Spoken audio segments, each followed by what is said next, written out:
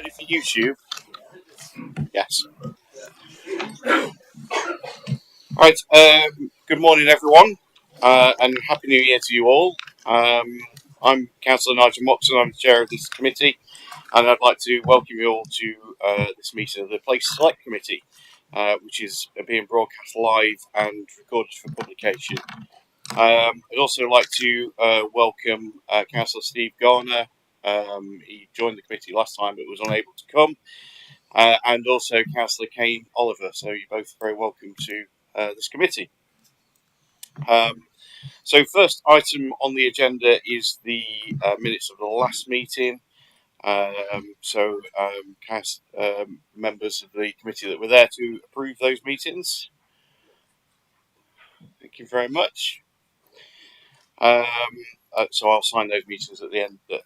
Sign those minutes of the meeting even at the end of the meeting.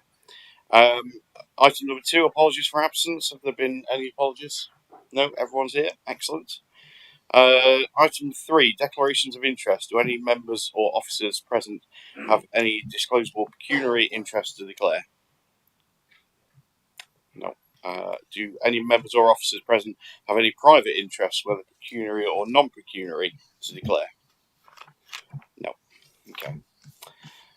Straight on to it then. So item number 4 is highways and road safety. So we have got a presentation on this item from Councillor Neil Clark, who is the candidate member for Transport and Environment, as well as Derek Higton and Gary Woods. So Neil, do you want to start off? Thank you. Thanks very much indeed, Chairman. We're very pleased to be here. As you can see, I've brought a very strong team because I've got all my minders behind me as well. We've got plenty of people who can give information as and when the questions come.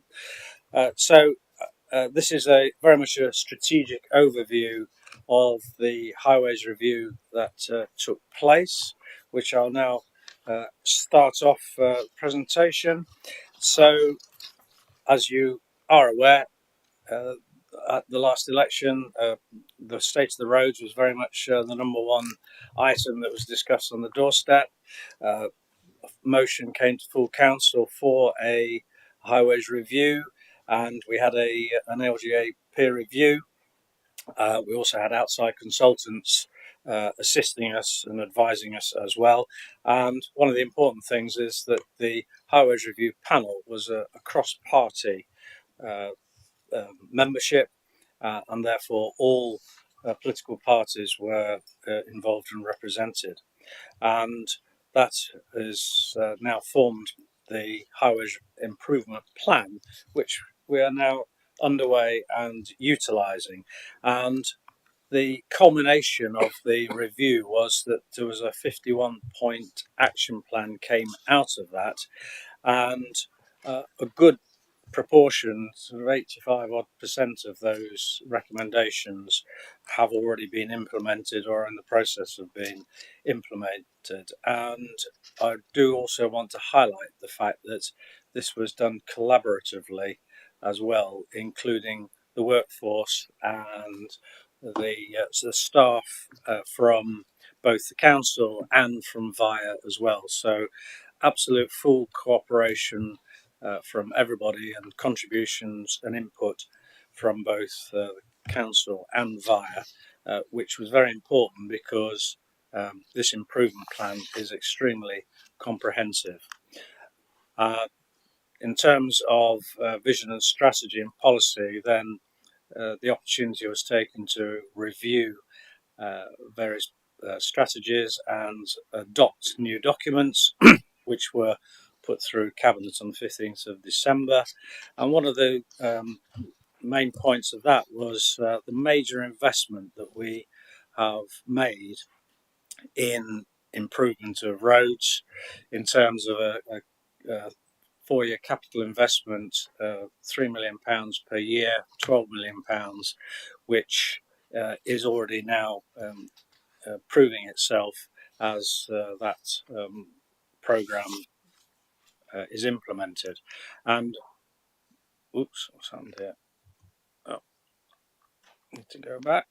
There we go. So And part of the way in which VIA is changing the ways of operation is the creation of a new highways hub, which is coordinating the repairs.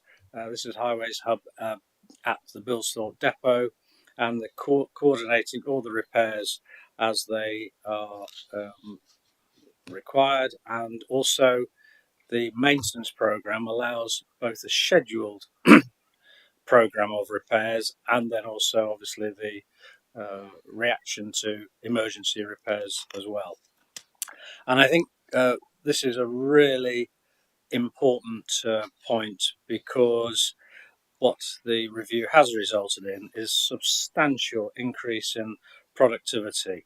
This graph shows that at the beginning of the process we were repairing 45 odd square meters of road, and that due to the review, that productivity is now per team has now doubled to over 95%. So that is a major improvement, and really all power and praise to the teams for stepping up to the plate and increasing that productivity. But coupled with that, not just doubling that productivity of each team, but with that extra investment, we actually doubled the number of teams. So therefore, in effect, the improvement has resulted in a quadrupling of productivity. And that is manifesting itself because not only have we quadrupled that productivity, but changed the emphasis as well from the small pothole repairs to large permanent patch repairs. And just to emphasize or preempt, I've said many times that you will never eliminate potholes, and you'll never eliminate totally the use of VIAFIX, because there's always an emergency repair cropping up somewhere. But what is proven is that we are absolutely increasing the number of permanent patch repairs, because as the first icon on the top left there shows, we've doubled those teams which I mentioned, doubled the area which is repaired. That's over 100% for each team, and then doubling that as well. And that's resulted in a reduction of the use of VIAFIX over 60%. I think we're a bit higher than 61% now. So that reduction continues, and that's resulted in resident and member satisfaction being increased, because more and more people are now seeing those larger repairs. And just to give you an example, I'll now play you a video which explains or shows everybody the repairs. Talked before about the Highways Review Panel and about the recommendations that came out of that to change the thrust and emphasis of how we do road repairs, from small pothole repairs to long-term patch repairs. I'm here at Hoveringham with a good example of what I'm talking about. This is the sort of small pothole repairs that are being done at the moment. So we're changing the emphasis to large patch repairs. This is what it looked like before. So now let's see how the work is actually done.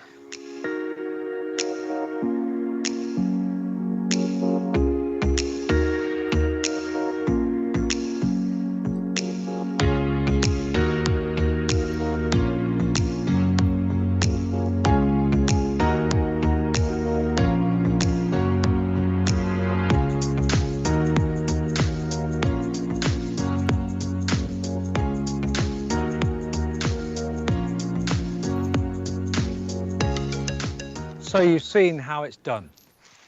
This is what I'm talking about. As you can see, a long-term, large patch repair, which will be here for a long time to come. so people can drive over it and cycle over it without fear of any potholes. How we're investing in the roads of Nottinghamshire. Thank you, Chairman. And I'll now continue the presentation. I'll now bring Gary Wood in. Thanks, Councillor Clark. Just really to emphasise that VIAFIX reduction there. So you'll see right at the beginning of the year, beginning of the period, that we were using 3,500 bags, and that's come down now significantly. So that's a real difference that's been made as part of the review.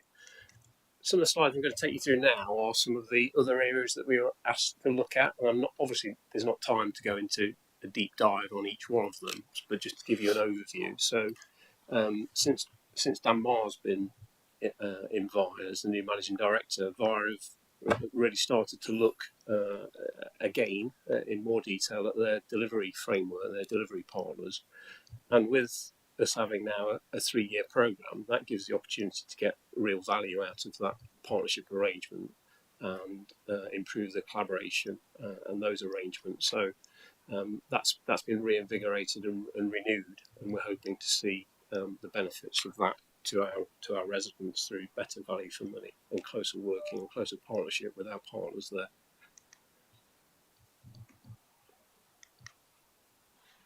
Some of these other aspects that we're asked to look at are areas where there's fairly significant demand for the community. So I'm going to start off with highway trees. And as part of the £15 million investment that Councillor Clark mentioned, some of that money has gone into providing extra resource in these areas. So the Highways Review and the Highways Review panel looked at these areas in some detail. But in highway trees, we put an additional 150,000 in per year, and as you can see there on the slide, that's made a difference in terms of the amount of work that we've been able to do.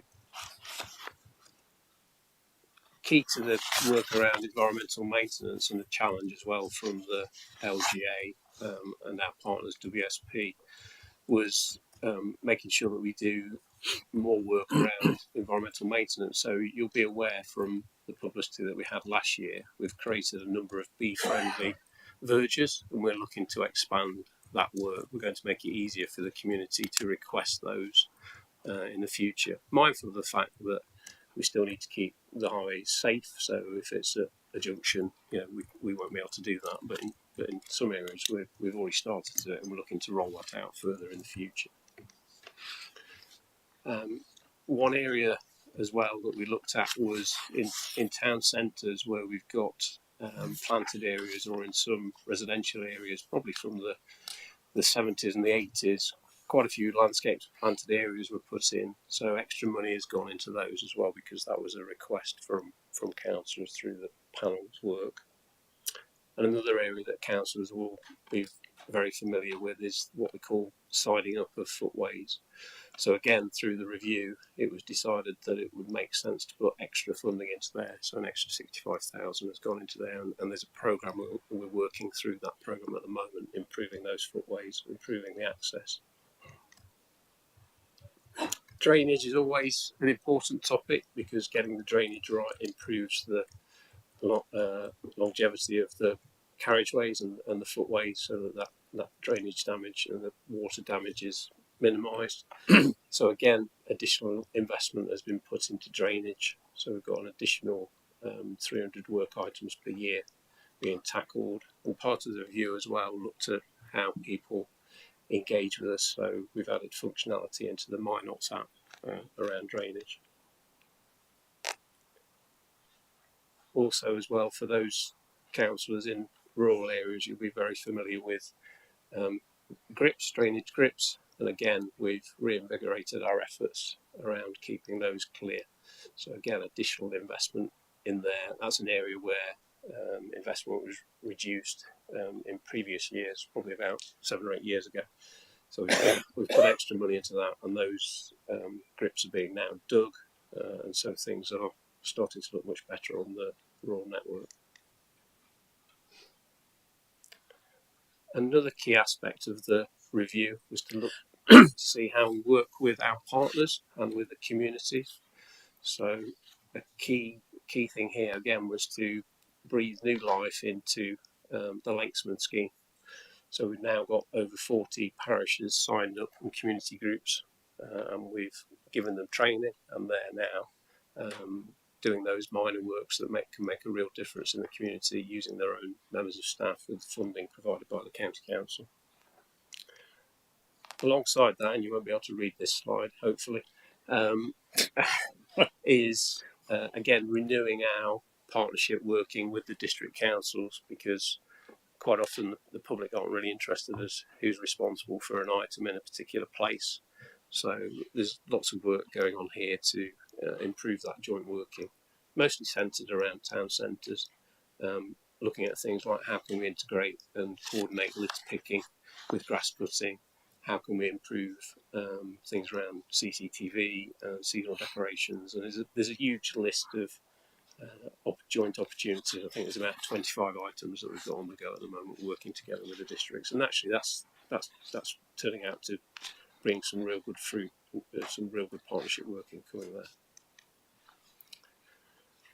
Another key area in the review, and apologies if you can't see the slides in detail, was to look at our efforts to manage the utilities out on the highway network, because as we know, utility works can cause damage to the carriageways and footways. In fact, there's some evidence, some research shows that where utilities go into a particular highway, it reduces the life of the highway by around 15 to 20%. So the graph there shows the number of applications across a period of time. As you can see, the applications are going upwards over time, and we introduced a permitting scheme in 2020. So the panel looked at the success or otherwise of that permitting scheme, and the permitting scheme has had some impact. So you'll see that the duration of works, if you look at the graph there in the bottom left, the average time that a utility is out on the highway for minor works has reduced, and the work of VIRE's inspectors, led by Suzanne Hayden in her division in VIRE, have done a really good job in making sure that the utilities only spend the time that they're meant to spend out on site. But it is a constant effort and a constant challenge to stay on top of the utilities. The information here gives some stats on how we sometimes have to reject their applications. So you'll see in 21-22 there at the top that we've rejected 2,750 applications because they've not included the correct conditions. We rejected 2,500 applications further down because they've not submitted the traffic management details. So there's a whole range of work that goes on inside VIRE to make sure that the utility works are managed correctly and that what they apply for is correct. It's also worth noting that we do have some powers over the utilities. So the top graph there on the left shows the number of inspections that we carry out on utility works, and that has gone up because as a result of the review, extra inspectors have gone into VIRE. They're self-funded. They're funded from the money that we get through the permitting scheme, and you'll see there that with that extra resource, now whether this is an impact of having extra staff or whether it means the utilities are performing more badly, it's hard to know. But you'll see that there's been some increase in the number of offences for working without a permit. So in 21-22, there were 585 instances where we found utilities on the road network working without permits.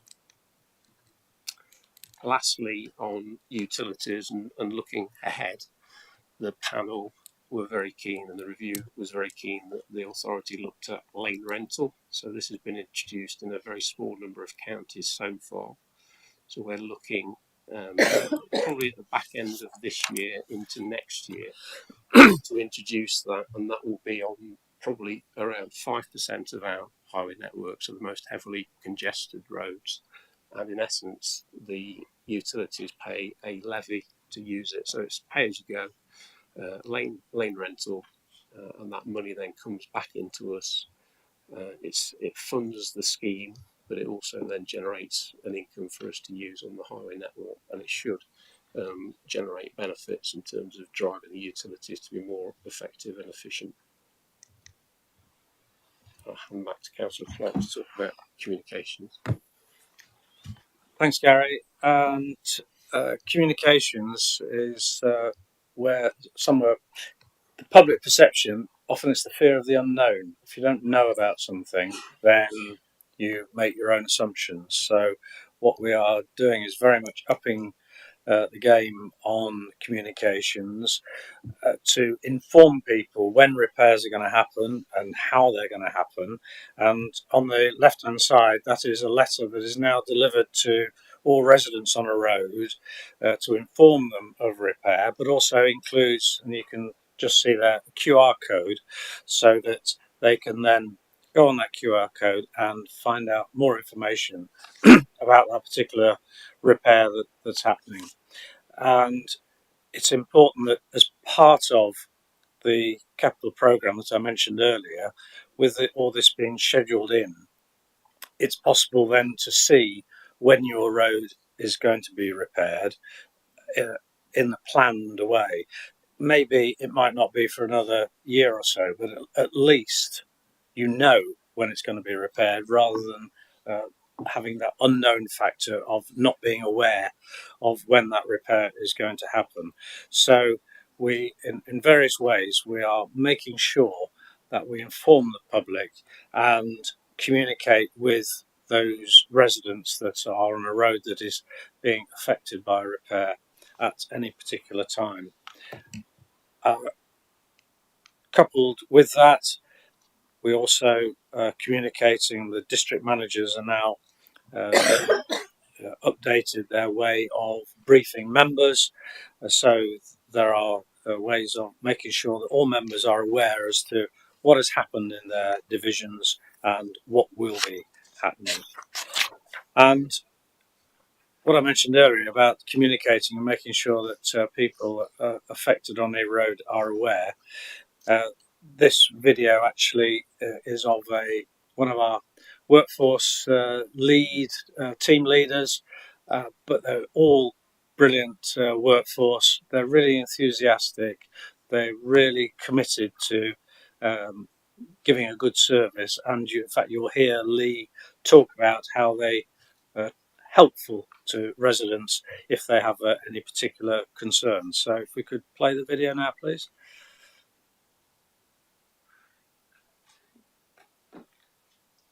As part of our ongoing investment to improve the roads and pavements in Nottinghamshire, we're pleased to let you know we will be resurfacing your road.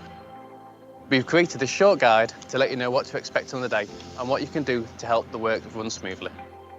The timings should be detailed on the letter you've received before the works, but a board will be put up on site showing important information such as expected duration of works. Your road will be getting large road surface patch repairs from one of our mechanical patching teams. Ahead of the works, you'll notice some areas of deteriorated road surface that have been marked up for repair. On the day, firstly the road will be planed so any damage is removed. The surface is then swept and the new material can be laid. The edges are tidied up if needed. And the surface is then prepared with a bitumen emulsion so the material sticks better. Hot material is laid in the area and a roller is used to level the surface. Finally, edging is applied to make a watertight seal. This new road surface should last for many years. To keep both you and us safe, the road will be closed to traffic for the duration of the works. Ahead of the morning of the works, we ask you to move any vehicles parked on the road onto a driveway or nearby street to allow us to gain access to the road surface. If you know you need to use a vehicle that day, it may be best to park it on another road close to the site. We recognise that accessibility for residents, deliveries, carers and emergency services is important while there is roadworks. We'll do all that we can to maintain access when you need it during the day. Pedestrian access along your road will be maintained at all times. If you have an important appointment or carers that need access to your property, we will not obstruct you. It's best you let us know about any urgent access requirements in advance so we can do our best to accommodate. Depending on the situation, it may be best if visitors prepare for possible delays or park away from the site. Although our on-site teams at VIA are very approachable, so let them know if there's anything we can help you with. If it's wheelie bin collection day, you can leave your wheelie bin in the usual place. If needs be, we assist the bin loaders and put the bins in a more accessible place. You might be worried if emergency services can access your street or property while the works are underway. Due to the nature of the works, we ensure emergency services vehicles can pass through the site most of the time. And if there is an emergency, the team will move out the way to allow access. Whilst we do our best to maintain access for vehicles most of the day, there is a short time when you and visitors will not be able to drive along the road. This is because materials need to be allowed to cure after it's been rolled, a process that can take around 20 minutes to an hour depending on the temperature and the weather conditions. After the curing process, you are free to drive over the new surface. If you want to contact us ahead of the works, you can find the details on your letter, or alternatively, you can contact Nottinghamshire County Council Customer Services, who will be happy to help. On the day, please talk to a member of the team on site. It's also really important for us to get feedback from residents about the work. On your letter, you'll find a QR code and a web link to take you to a short survey. Here you can tell us about your experiences, the works, and let us know if there's anything we could improve.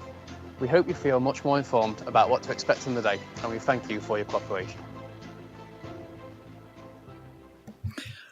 Just to reassure you, Chairman, it was a complete coincidence. We didn't take up any ambulance resources. That was a genuine emergency that was actually happening at that time. So it wasn't, we hadn't stolen, or in inverted commas, stolen an ambulance.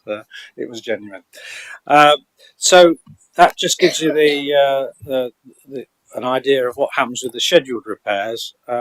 Not to mention, of course, that currently in this present climate, in the middle of winter, we're having more and more emergency repairs because the weather is causing real problems with road surfaces currently, as it does every winter. And so there's that challenge to look to, as well as keeping up with the scheduled repairs as well.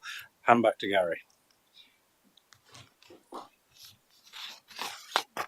So just thinking about another one of the probably more dry aspects of the whole of the review, along with updating the policy documents and the strategy documents, it was really important that we looked at our performance management framework and made sure that linked back to the ambitions of the County Council in the council plan, and then linking that in with the strategy documents that Councillor Clark mentioned earlier. So all of those performance suites have been reviewed, and now at the bottom there you'll see that the performance metrics that we partially use to work together in a collaborative way with our colleagues in VIA, we've reviewed all of those and made sure that they all flow in a virtuous way from the council plan down into those contractual performance metrics.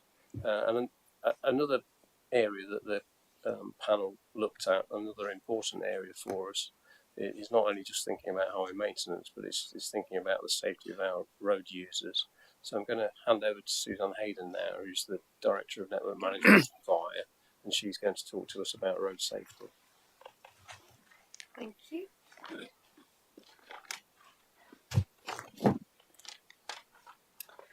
So I'm just going to give you an overview of how we keep the roads as safe as we possibly can and some of the outcomes of the Highway Services Review. So we deal with all reported injury accidents, and they're injury accidents that are reported to the police. And we have a database, it's a validated database to target hotspots where we've got a group of accidents. But this database is also used to identify and assist with development control issues, asset management issues, cycling, walking, and health. So it's a database that anyone can ask for the information from, and it helps us pinpoint the accident hotspots. Obviously, we do this hand in glove with the police, and they use the information as well for targeting their activity in terms of the fatal fall, which I'll come on to in a moment. Now, previously, over the last 2 decades, we've had reductions in the number of people killed or seriously injured on our roads. 20 years ago, this started off with a central government initiative, and everyone was working to a 40% reduction over a 10-year span. We have done that over 2 10-year spans and achieved those. And we have set ourselves a further target of a further 40% reduction in the number of people killed and seriously injured by 2030. Just to put some context around that, pre-2000, we had on average 826 people killed or seriously injured in Nottinghamshire. And by the end of last year, or 2021, we had 278. So significant reductions. And when that comes to children, prior to 2000, we had 129 children killed or seriously injured in Nottinghamshire. And at the end of 2021, we had 23. So what we're doing is contributing to that reduction. Now, these reductions are achieved through a combination of what we call the 3 E's, engineering, enforcement and education. In terms of engineering, hotspots are identified and we look for treatable patterns of accidents. So we don't just look at individual accidents, but say at a junction where people are having the same problem, we look at those and we go in and come up with an engineering solution. That can be something quite simple like signing and lining, or it could be a brand new junction or a modification to a junction.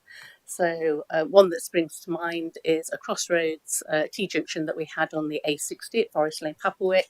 We had a significant amount of collisions there where people were struggling to turn right, and we put traffic signals in and the accidents reduced significantly at that location.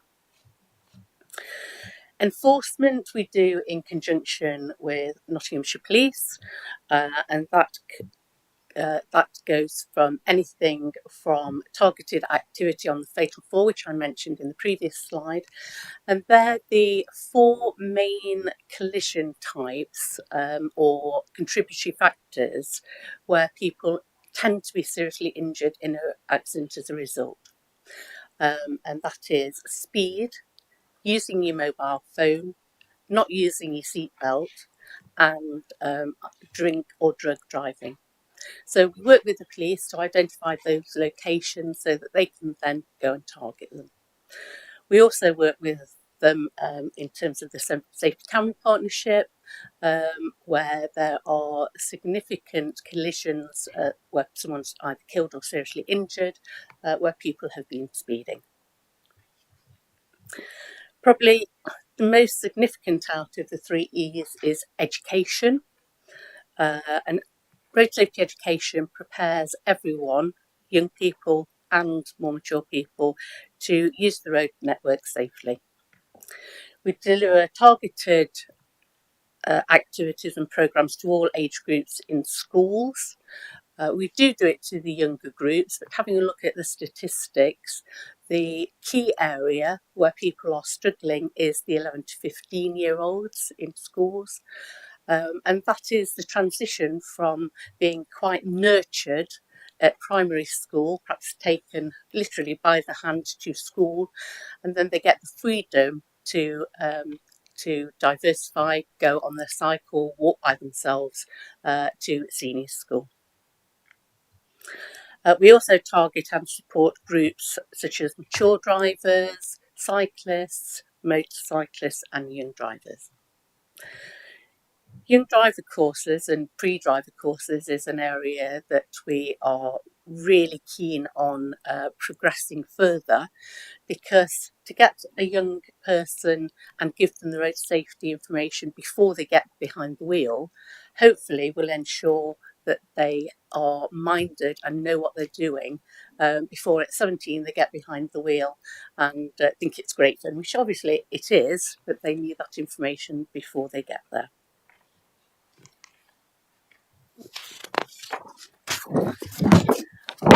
One of the areas from the review, we were asked as a safety initiative to have a look at 20 mile an hour speed limits as a way of making the road safer in residential areas.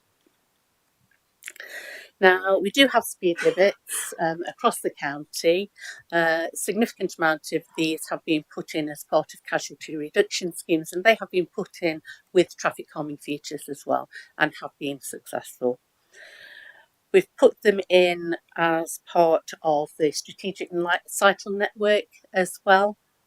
However, area-wide 20 mile an hour schemes, both at a local level and at a national level, there was a large national pilot done on these, don't show significant reductions in either speed or casualties, where they are just signed blanket schemes.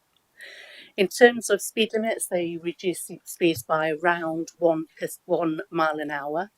In terms of casualties, it's very low. However, they aren't always put in for casualty reduction reasons. Locally, the pilots that we have done didn't show an increase in cycling and walking either. However, we did say that we would have a look at a range of speed and traffic management techniques, and we discussed the appropriateness of each of these techniques at the panel.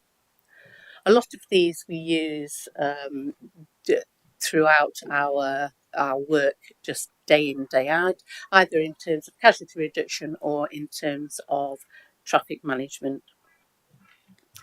Whilst the introduction of a blanket 20 mile an hour reduction in residential roads, we agreed that the panel would have minimal effect based on the pilots.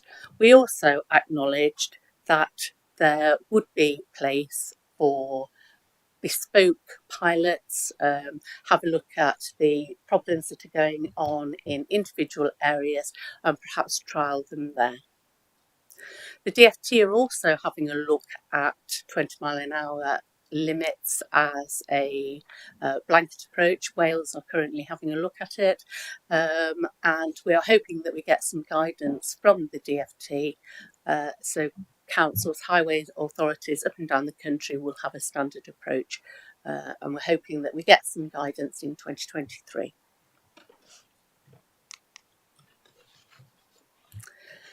So the outcomes of the review, we talked about continuous investment in targeted casualty reduction infrastructure, which has proven to be successful year on year to bring the casualties down. We also agreed that a targeted approach to education would continue and, if possible, extend pre-driver courses and driver improvement courses. Driver improvement courses have been rolled out across several areas. Everyone that drives a business in Via has had them. Some of the Meals on Wheels in Nottinghamshire County Council have had them, and it just makes you think it's an open discussion, but they're very good and very well received. And we will continue the investment in targeted active travel, which is happening now. One thing that we did say, working on the community approach that Gary alluded to earlier on, is that we would like to expand our reach and go into groups within the community. There's a lot of youth clubs out there that we could probably do the pre-driver courses to, whilst we couldn't necessarily get them in a car afterwards. They would still be receiving the message. We also said that we'd like to look at the potential of sponsorship for the pre-driver courses. Currently, people pay for the courses themselves, and it would be good to extend the reach on that, make it more inclusive before we lobby government and say, let's try and get this on the national curriculum, as they do in America currently. So the next steps, we're going to develop the cost profile for pre-driver courses, speak to government through the bodies that we sit on nationally and see if we can get that on the national curriculum, work with work with the youth groups to extend the message. We also said that councillors are in a really good place to advisors of these, because they are the voice of the community and will let us know what's out there. Behavioural change courses, which I alluded to, for driving for business. Take on board any reviews that are done nationally, both in terms of the 20-mile-an-hour blanket approach area-wide, but also consider those on a case-by-case basis, and we'll report back to the Cabinet member in 2023. Thank you. Thanks very much, Suzanne. Just to wind up, Mr. Chairman, I'll just ask Derek to very quickly outline the LGA who came in and did their peer review for us. Thanks, Councillor Clark. We're near the end, members, so I'll be really brief. But to take us back to the beginning, members of the committee who've also been members of the Highways Review panel will recall that back in the autumn of 2021, as a key part of setting up the Highways Review and developing the Highways Improvement Plan, we invited the LGA to undertake a peer review of our overall highways arrangements. And you can see on the slide there that similar big local authorities were represented on the review team. Their findings were absolutely integral to the work we did to develop our overall highways improvement plan. And towards the end of last year, we invited them back. So I think on the 16th of December, they came along and again interviewed a number of members and officers to understand, if you like, the extent to which we've been able to deliver on the improvement journey that we'd set out upon back in the autumn of 2021. And we've received in the last 48 hours their kind of informal feedback. So this is kind of hot off the press, if you like. So it's a couple of new slides for you. And what they've found, what they've fed back to is that, as you can see from the slide, their perspective is that we've made a significant amount of progress in a relatively short time scale. They were reassured to see that not only had we developed a comprehensive plan, but that we delivered a significant amount of it, the vast majority of it as well. And the informal feedback from members of the review group was relatively rare as far as LGA peer reviews was concerned. They noticed a demonstrable change in terms of leadership and culture, both from the county council's perspective, but particularly within VIA as well, and commented positively on the development of a much stronger joint working relationship between the council and VIA. They were really complimentary about the way that our improvement journey had been organised, and equally positive about the way that we engaged with our various stakeholders and customers and undertook more effective, more targeted and more appropriate communication, not just with the public, but also with our stakeholders as well. And they were really keen to emphasise their support for our approach to focusing on outcomes that residents will recognise and that residents will recognise the benefits of as well. All of that said, as you'd expect from any kind of review process, they were keen to emphasise as well that, and we would recognise this, that our improvement journey isn't complete. It's always going to be in progress. We're always going to be on that journey of improvement. But they were keen to stress that the investment that the county council's put in to improvement of our highways functions and services it has made a difference. And they were keen to stress that maintaining that level of investment in the future is going to be really important to the council. They want to see us challenge ourselves going forward and to use benchmarking more, and I'd absolutely agree with that. And of course, our scrutiny process is part of that internal challenge arrangement. And they want to see us continue to look to innovate and to do new things, to do things differently, to seek out and embed best practice. We've got some work to do still to improve our commissioning arrangements with VIA, and that's part of the overall action plan, that 15% is still to be completed. But overall, the feedback that we had was really, really positive from our peers across the country, and they're quite keen for us to think about how we might celebrate that success at a national level through sharing our journey and some of the progress that we've made. So I thought it was important that we share that new feedback from the LGA with the committee this morning. I'll hand back now to Councillor Clark just to conclude and sum up. Thanks, Derek. So as has already been mentioned, this is an ongoing journey, and it is continuous improvement. Already done a lot, but there's always more to do. As I said earlier, there's always going to be a pothole somewhere that needs repairing. You can't avoid that, so that they'll never be eliminated completely. But I just want to thank all the team, and I think you can see from the number of high-level officers that are here, it's a large team that's committed to improving the state of our roads in Nottinghamshire. And for anybody who hasn't already met him, gentleman just over my left shoulder, Dan Marr, we keep calling him the new managing director, but he's actually been here several months now.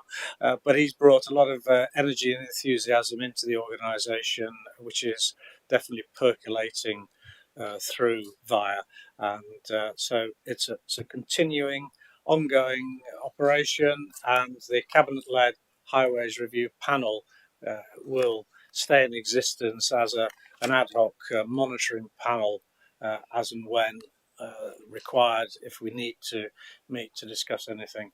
But apart from that, over to you, Chairman.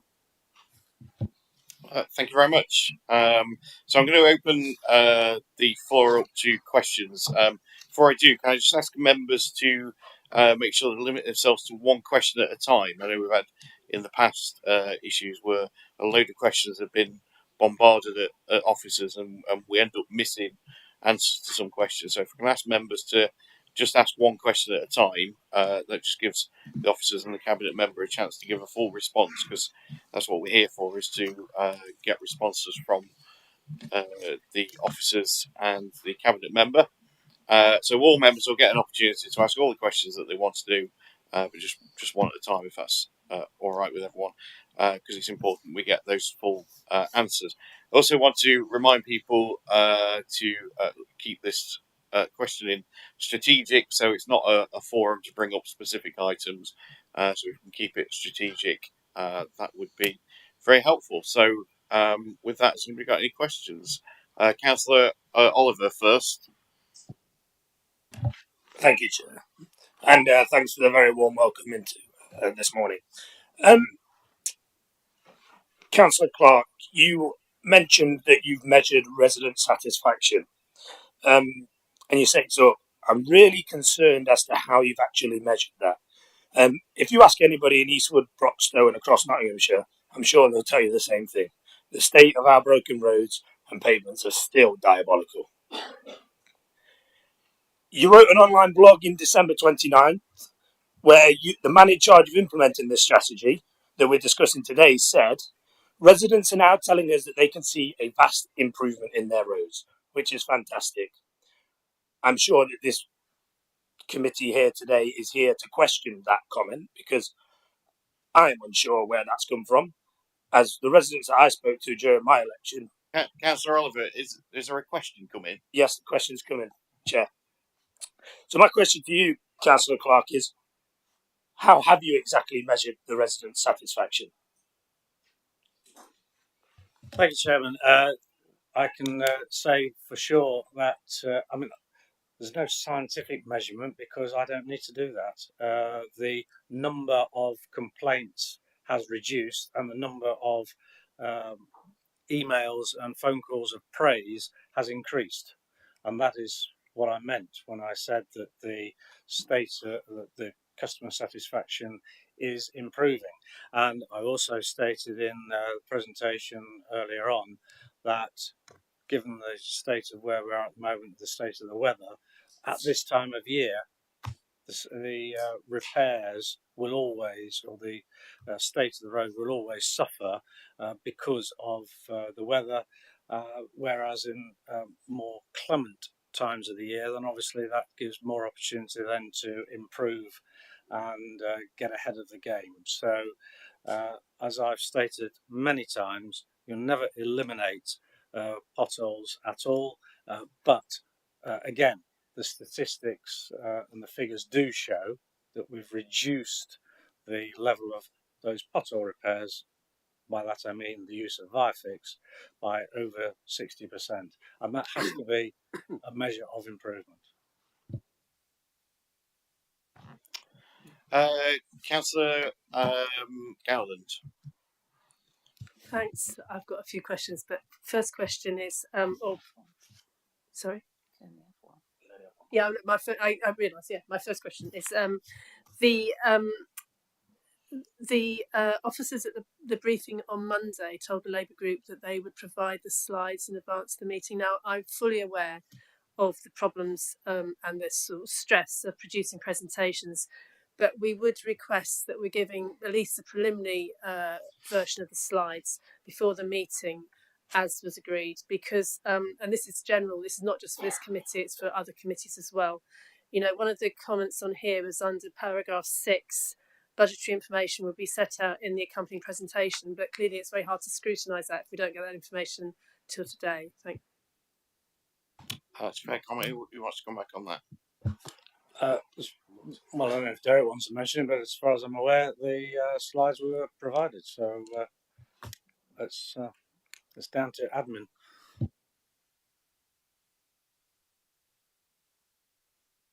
Okay. Well, I think we'll make sure that we send them out in future. I mean, I can only apologise on behalf of they've not gone out for whatever reason, but we'll make sure that they do go out in future. So that's a really good point. Thank you. Do you want to ask your second question now?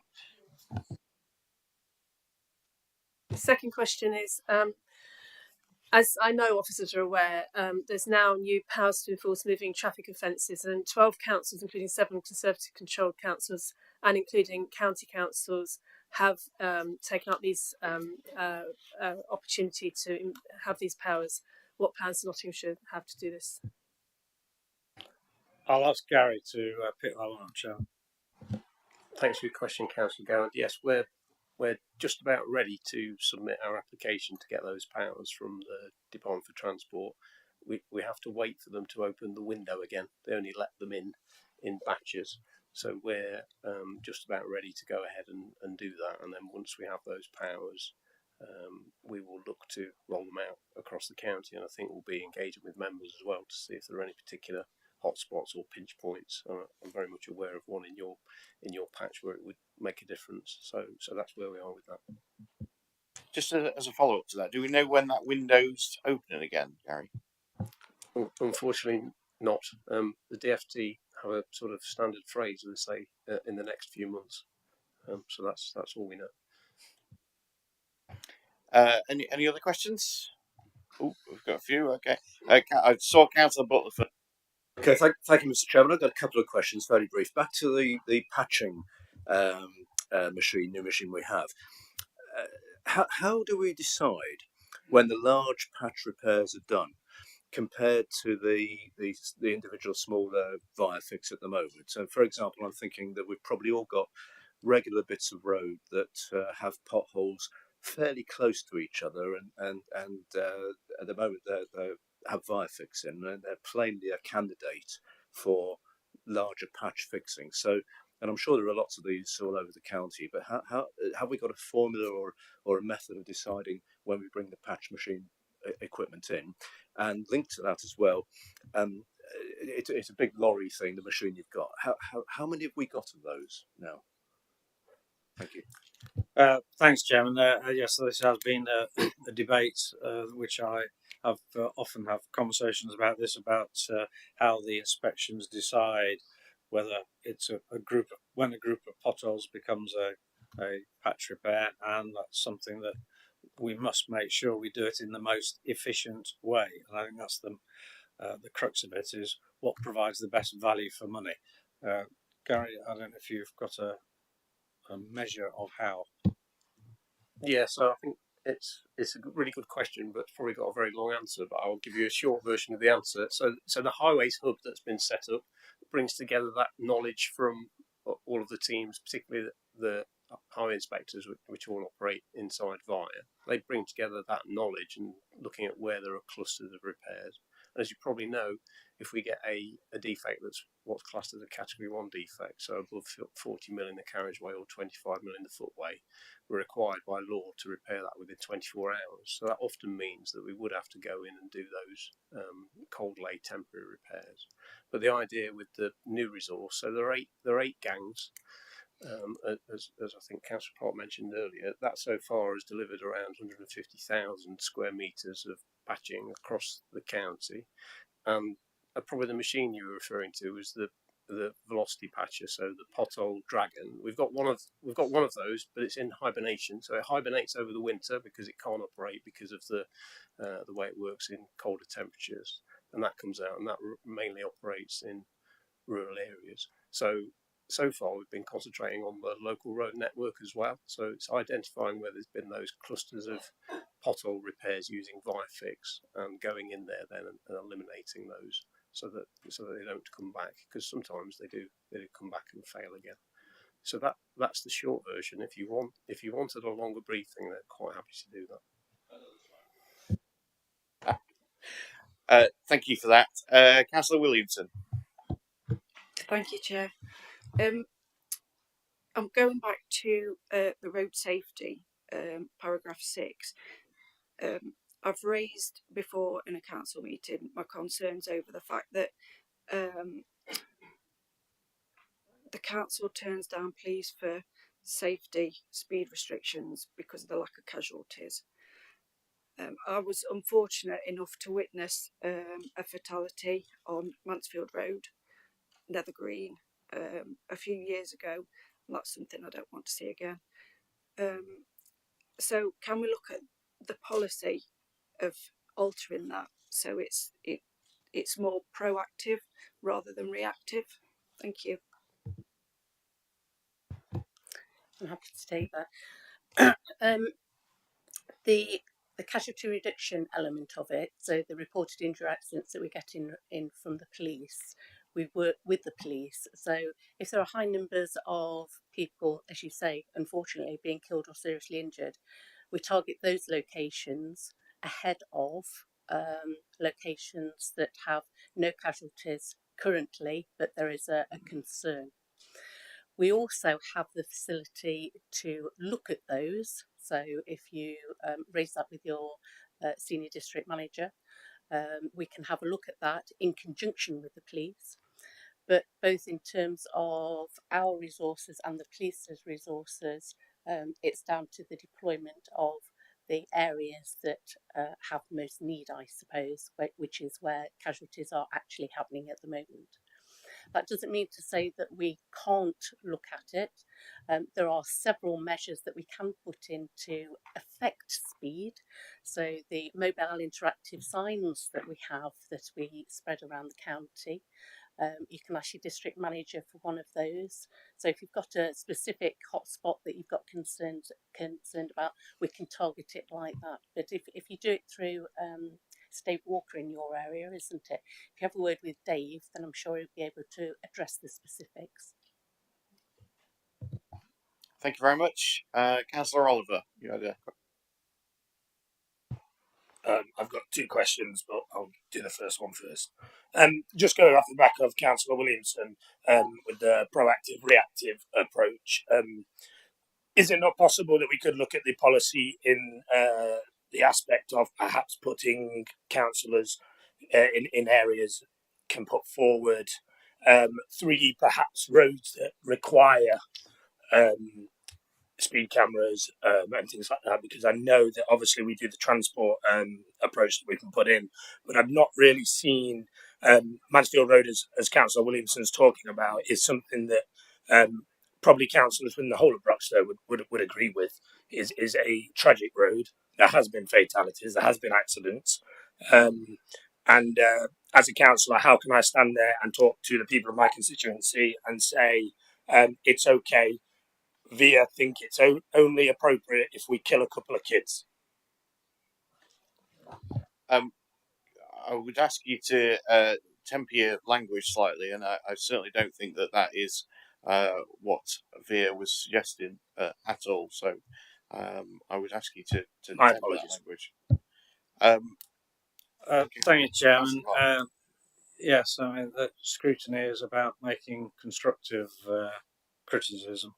And what I would say is that obviously safety is a hell of an important aspect, and there is already in place a process whereby members can put requests in, and that happens all the time.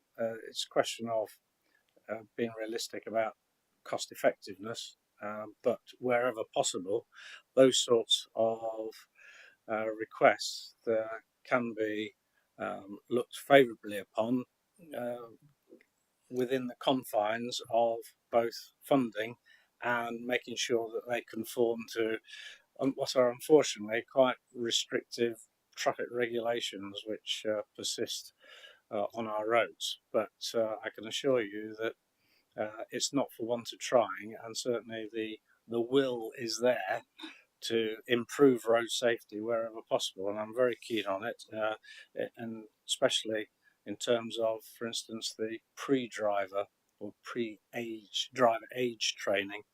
It's making youngsters aware of the hazards of driving on the road prior to them even getting their license. Thank you. You have the second question, Councillor Oliver. Yeah, thank you very much for the reply there. You said that VIA have increased the number of structural patching gangs that operate on the highways network from 4 to 8. Can you repeat for the call for a patching gang to be based in each borough and district? Is that possible?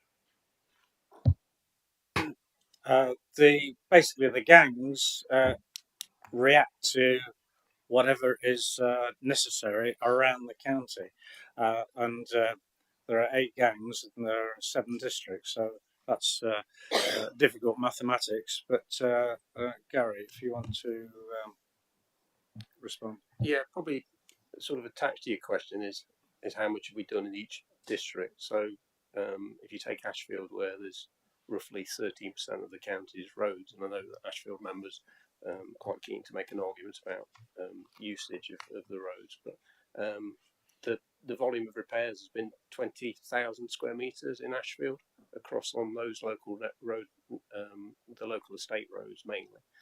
So that does equate to that 13 or 14% of the network length. So in essence, that has been distributed across the districts in that particular way. But I must say that we don't, when we're looking at our maintenance, the district geography is something that we don't really consider greatly. We consider where the greatest need is, where the spend will hit best. Is how we spend the money. The roads don't know which district they're in, unfortunately. Thanks very much, Gary. I got Councillor Hollis next, and I got Councillor Gowland, Councillor Butler, and Councillor Introna. So, Fab. Well, so I'm still getting used to this new system at front here. So firstly, thank you for the presentation, Councillor Clark and colleagues. Really, I know it's something we appreciate, but I'd certainly support the Labour Group's comments that I know by the sounds of it is a clerical error from our part, but getting the presentation out in advance so frankly we can have more time to discuss and ask you, because frankly we all can read like we did the paperwork before, and you can just say ask the questions, but maybe with less commentary during the meeting. I think with being the first proper meeting today, I think on highways, I think it probably was appropriate to have a bit of a longer one. But really, just a few points, and we want to try and find a few resolutions and recommendations, as you'll see in the report as well. So I'm going to just throw a few of those out there as well as part of my comments now. But Councillor Clark, you said that roads and pavements potentially the biggest reputational risks to the council. You said that back in the council meeting in 2021. But then when residents see things like effectively a celebration of how the roads and pavements are across Nottinghamshire, which is the mood of your presentation. You know, the LJs thinks we're great. You know, we think we're great. The team's working great, etc. The reality is that isn't the perception on the ground, particularly in areas like Mansfield, Broxtowe, and Ashfield, where it's fair to say that the roads have never been worse. And that's not to say that we've not made efforts. We just, I'd ask you to maybe temper the communications that you put out. But frankly, the message you put out with regards to when somebody's road is being done, that communication is fantastic and muchly improved. So if you can take that as a critical friend, which it's intended to be, I just think the whole message is lost when we say the roads are great. People don't believe it, and then we stop listening to anything else we say, because frankly they aren't great, and we know that fundamentally. I think just to pick up on what Councillor Oliver just said with regards to potentially the patching gangs being allocated to each district, that's certainly something that our group support, more to make sure that there is an element of fairness. And although I think Gary Wood said the phrase, the roads don't know where the defects are, what he said was the greatest need. He said they go for the greatest need, and the roads don't. The patching gangs don't know where the roads are, but clearly the funding does, because the last 10 years, Ashfield and Mansfield have always been 6th or 7th with regards to capital funding, and the repair funding seems to sit in the same group as well. So we can't say statements like that, because frankly the obvious stats don't marry up to that. So I would again ask that to be tempered, and ask for it to genuinely be considered that the patching gangs are placed there. So frankly, they don't have far to travel. Many machines are tough to move. If we've only got to move them within the district itself, it seems to make sense. I also had concerns with regards to Councillor Clark's comment about £3 million extra being spent on roads. I just wondered what the comments were with regards to obviously the cost of materials and men and workers going up at the minute, what impact that will have, and obviously with the government funding being reduced. So I think that is a start of a 10 with the question, and I think just to try and pin the committee down to some resolutions, and this is something me and the chairman have spoke before, that we intend to try and aim to have, as part of the place committee, a highways item on every agenda. We'd also, this is one that certainly I would like to see.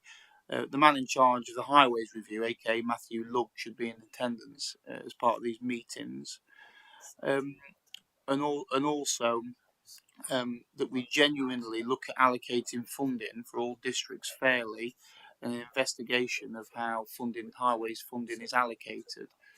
So they'd be some parts of that we'd like to see. But hopefully that's enough comments for now. Apologise for throwing quite a few things at us. That was a very long single question, Chairman. In fact, I can't remember all of the questions contained within that, but maybe I should ask that the Ashford Independent's media comments be tempered as well. One of the last comments that you made, Matthew Lugg is not in charge of the Highways Review, never has been. He's a consultant that was advising the review panel. He certainly wasn't in charge of it. In terms of the government funding has remained consistent.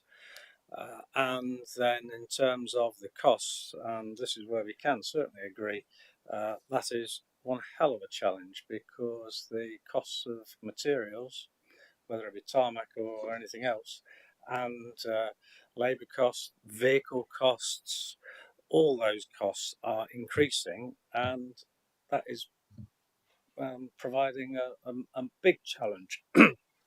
And yeah, that makes it all the more difficult to ensure that we are providing that service. I repeat again, I've never ever said that the roads are perfect or that potholes will be eliminated, and it's a question what I am confident in, and that's why I give out these messages. Because bear in mind, Mr. Chairman, it's not just giving messages to the public, and sorry, but my perception is, and I have visited all the, I've been into Ashfield, into Broxton, into Mansfield, all the places that Councillor Hollis mentioned, and I have seen, yes, there are problems there, but there are also jolly good repairs as well.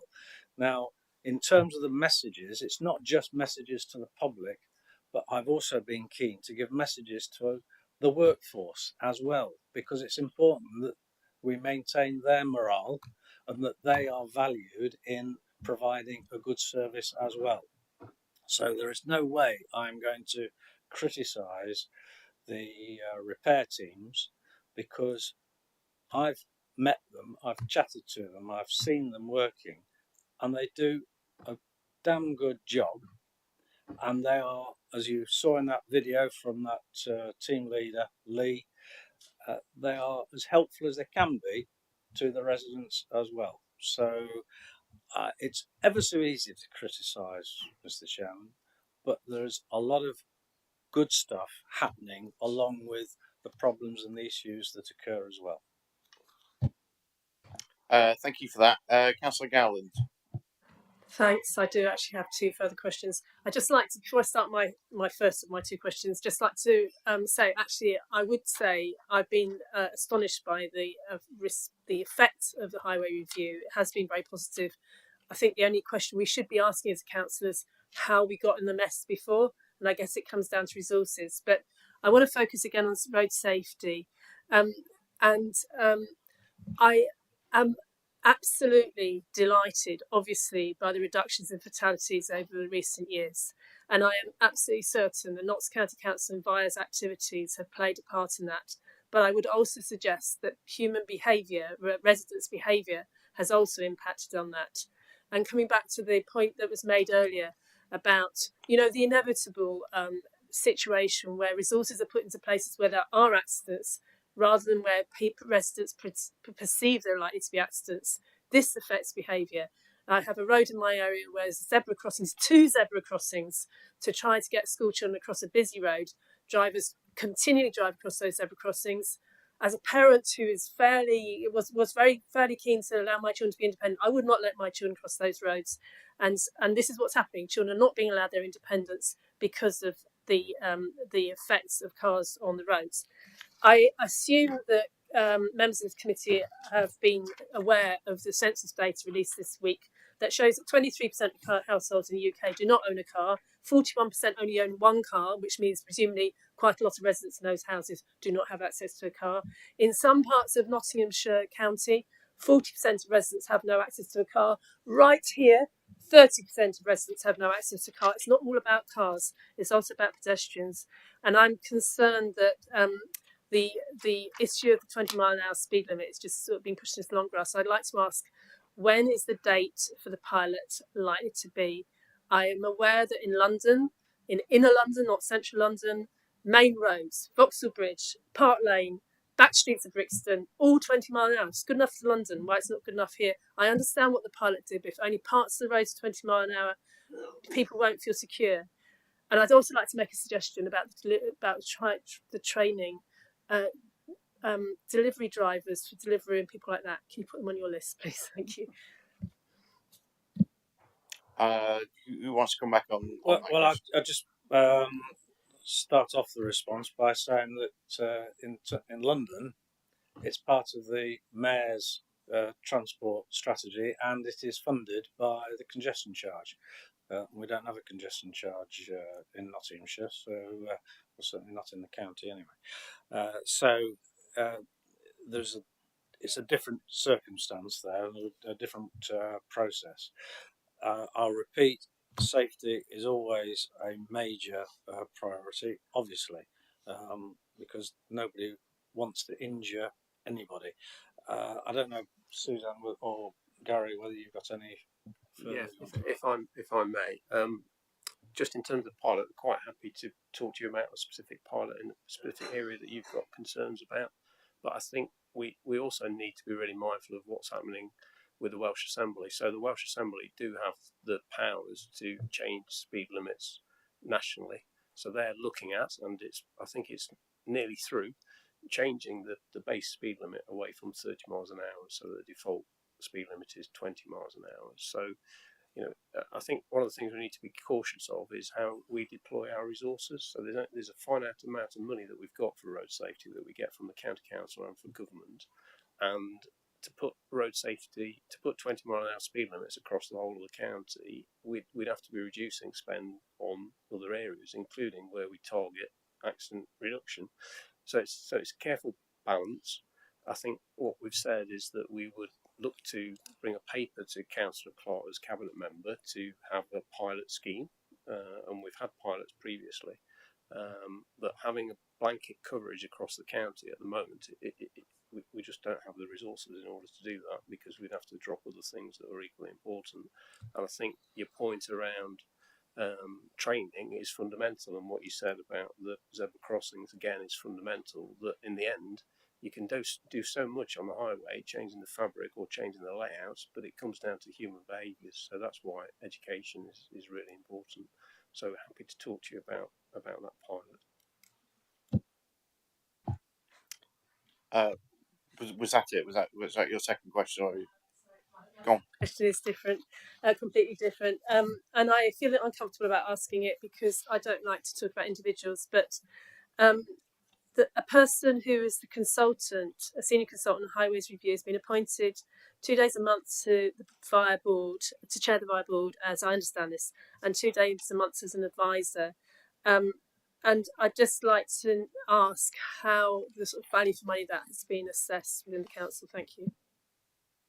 Well, I think that's going outside the remit of the review, but what I would say is that that is done on a time basis. So, as you've already outlined, the 2 days a month, and to me that's well, partly an HR arrangement, but it represents good value for money anyway, because it wouldn't be associating with that person if we didn't think that he was able to provide the expertise that goes with those two roles. But to a certain extent, that's partly an internal matter, but it's certainly not part of the highways review anyway. Okay, thank you. Councillor Butler. Thank you, Mr. Chairman. Just coming back to surface conditions of the roads and the pavements, you touched on this with regards to the utility companies. I'm sure we've all got examples and frustration of the various utility companies who have come along and done what they've had to do, dig the road up. And I'm not talking about necessarily scheduled things, it could be emergency repairs or whatever. But we know, certainly in my part of the world, and I'm sure in others, that we have got trenches typically going across a carriageway which have been dug for whatever reason. Very often the repair or the reinstatement of those is really not very good by the utility companies, and they're sinking and breaking up all the time. And of course it's the poor old county council, highways authority, who gets, understandably, the complaints about the road, because those trenches are often causing other issues on the surface. So what I'm wondering is what sort of relationship have we got with the utility companies, but crucially, are we being robust enough with them to ensure that they actually complete the work or come back? I mean, I know one trench has been really bad for too long, and nothing seems to happen. So how are we getting on, and what sort of impact, that's the wrong word, what sort of influence and request can we have on the utility companies to actually finish the job properly, because they're causing us and also our residents even more problems than we've got already? Thank you. Thanks, Chairman. Yeah, well, I share Councillor Butler's concerns, and it's sort of one of my many crusades to improve the reinstatement works that utilities perform, and I agree with them. There have been various instances, and I'm sure we can all provide examples where you drive along and some of the trenches are pretty much, well, not useless, but they're certainly very substandard. And I'm absolutely keen, and officers both from the council and via will be able to confirm that I've banged on about the quality of reinstatement works by utilities many times, and that we need to be more robust, because we need to ensure that it's the utility companies that are paying for that reinstatement, and that the council stroke via doesn't pick up the tab to repair that inferior reinstatement in 6 months or a year's time, or when it gets beyond usable.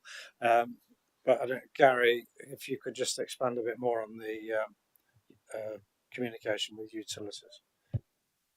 Yes, I think the relationship is an interesting one, because we collaborate with all of the utilities on wider work outside of the highways area, if you like. So, but we do exercise a lot of challenge to the utilities. It's not an adversarial relationship, but we do hold them to account, I think is probably the correct phrase. And if I can just give an example without naming the specific utility, one of the companies has placed a couple of formal complaints against the county council because they thought that we were being too harsh in our interpretation of the rules. And on a couple of the slides, you could see that the impact that the permit scheme that we brought in 2020 is having. So the average duration of works is coming down. There's an increase in the amount of works that are rejecting at first instance because they're not choosing the right traffic management techniques to do the work, and also there's an increase in the amount of work we're doing to inspect their works, find them, and get them to put it right. And we're really keen. We've taken them to court in the past if necessary, and we will do so in the future. And through the Highways Review, that journey that we were on with permitting, the members that were involved on the panel advocated that we should continue that journey to hold them to account. And actually, we've put extra resource in, we've put extra utility inspectors into the mix to make sure that they do that. But it is a constant fight. Councillor Introna. Yes, thank you, eventually. Mr. Chairman. Yeah, thank you very much. Thanks for the presentation. You've taken my first question, or most of it, away with regard to utilities. I hope the complaint weren't against me, because I must have spent 3 weeks on the phone to Cadent Network Plus during the summer, and they're being a real headache in my division. But it is that reinstatement, and I'm just wondering, do we actually have a programme of inspecting the reinstatements? Because the highways are one thing, the footways are completely different. Because if you're a person with mobility issues, poor footway reinstatement is a real hazard. So that's question one. Just to confirm one thing, when we talk about the highways, we talk about both the road surface or the road and also pavements as well. So that is an equally important aspect of the highways. And I'll just repeat, yes, I remain concerned about those reinstatement works.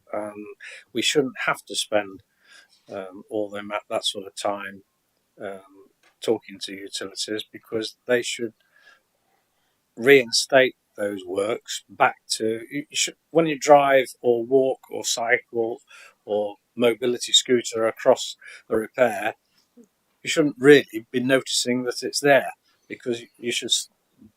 Reinstatement to me means taking it back to the same usable state that it was in before they dug the trench in the first place.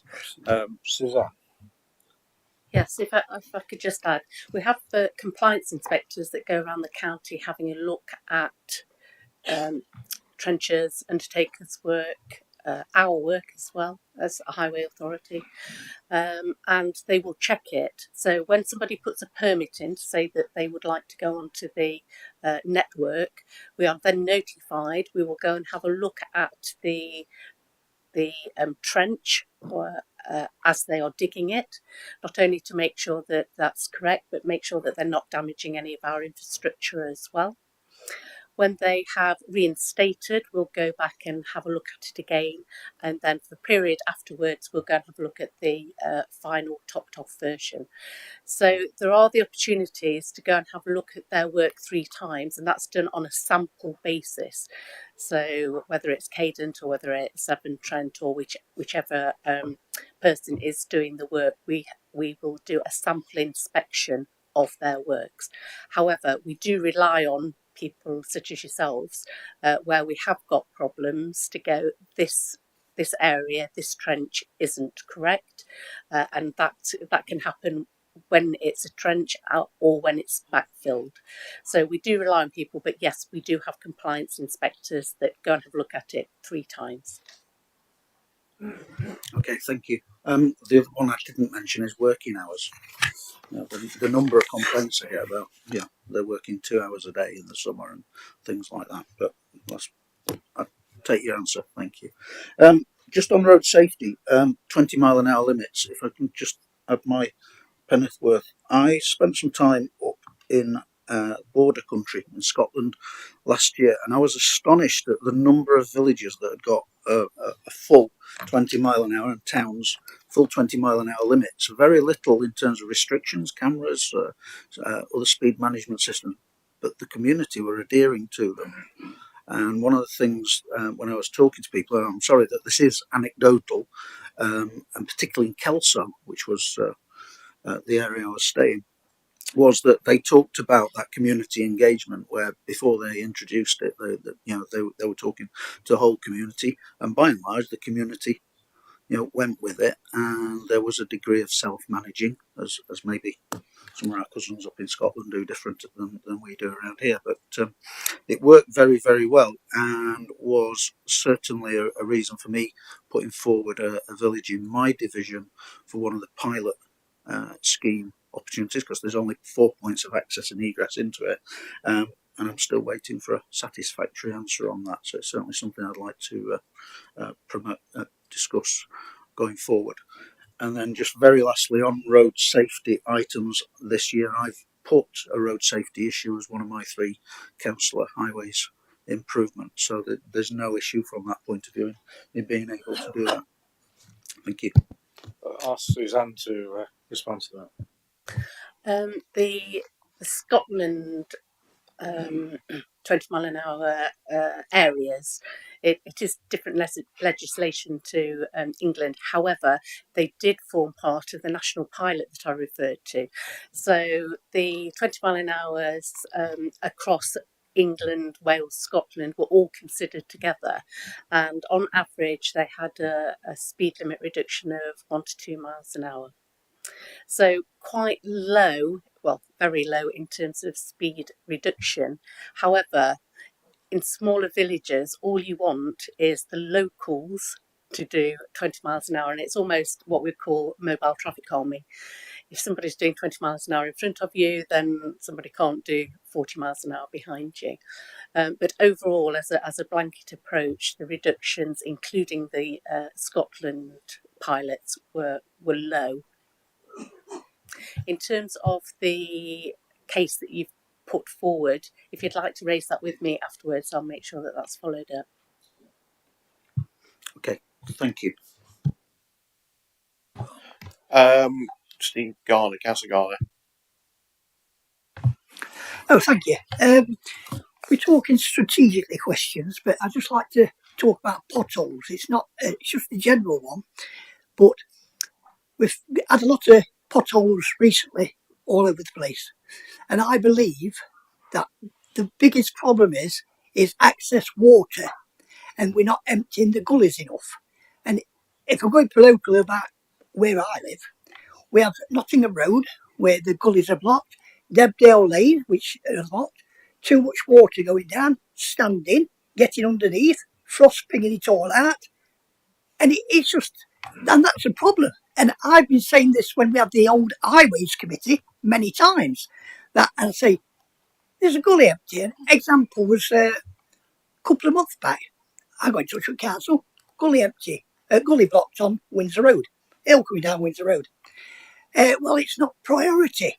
We'll do it when we can. But then water gushes down, misses that grate, misses the next grate, misses better, then it pools, then it seeps into the ground, and then praying presto, ping, ping, ping, and I am inundated with putting potholes in. And I think gullying, I don't know what we spend on it, but I think we ought to put a bit more money into that and make sure that all gullies are completely empty, especially towards the winter, which is the prime example, and also get the district councils, which Mansfield's a poor district council, and I'm a local member as well, so not with there, but they don't clean the leaves up, and we have leaves blocking up gullies and that. Too much water on the road, and it's seeping in under our network, and it's pinging it all over. And also, is there any way where we can get some grates, what we can go over the gullies to stop excess leaves getting in, like ones we holes in to stop, so more water goes down and less gets locked in.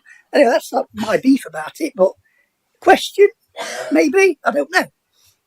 Chairman, There was definitely a question in there somewhere. So I'm happy with that. It's almost as though Councillor Garner had been a member of the Highways Review Panel, because just the same or very similar comments were made during the course of the work of the panel, and I've just zapped back to this slide here. Councillor Garner may have missed it. An extra £125,000 there going into drainage, and then also there's an extra 100,000. For instance, good example, the grips and the gullies. It's something that I think we all encounter, that the programme for clearing the gullies has increased. Again, you can't ever get to a situation, I don't think, where they're all clear, because there's always something going on that blocks them. But definitely the results, one of the I think 2 or 3 of the recommendations from the Highways Review Panel have resulted in an improvement in gullies, drainage, grips, etc. go on very quickly. Well, to me, I don't see it. At the moment, I don't see it. Drains are not any better in my district, and I can only say my district, than they was 2 or 3 years ago. They're still the same. Whether you put more money in or not, they're still getting blocked up on a regular basis, which creating a lot of damage. And I think, personally, 30 or 40% of the damage we've had this last week or two is because of excess water on our roads.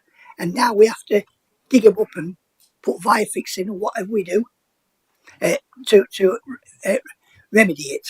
So it might be a bit of false economy by not making sure that excess water is not off our roads.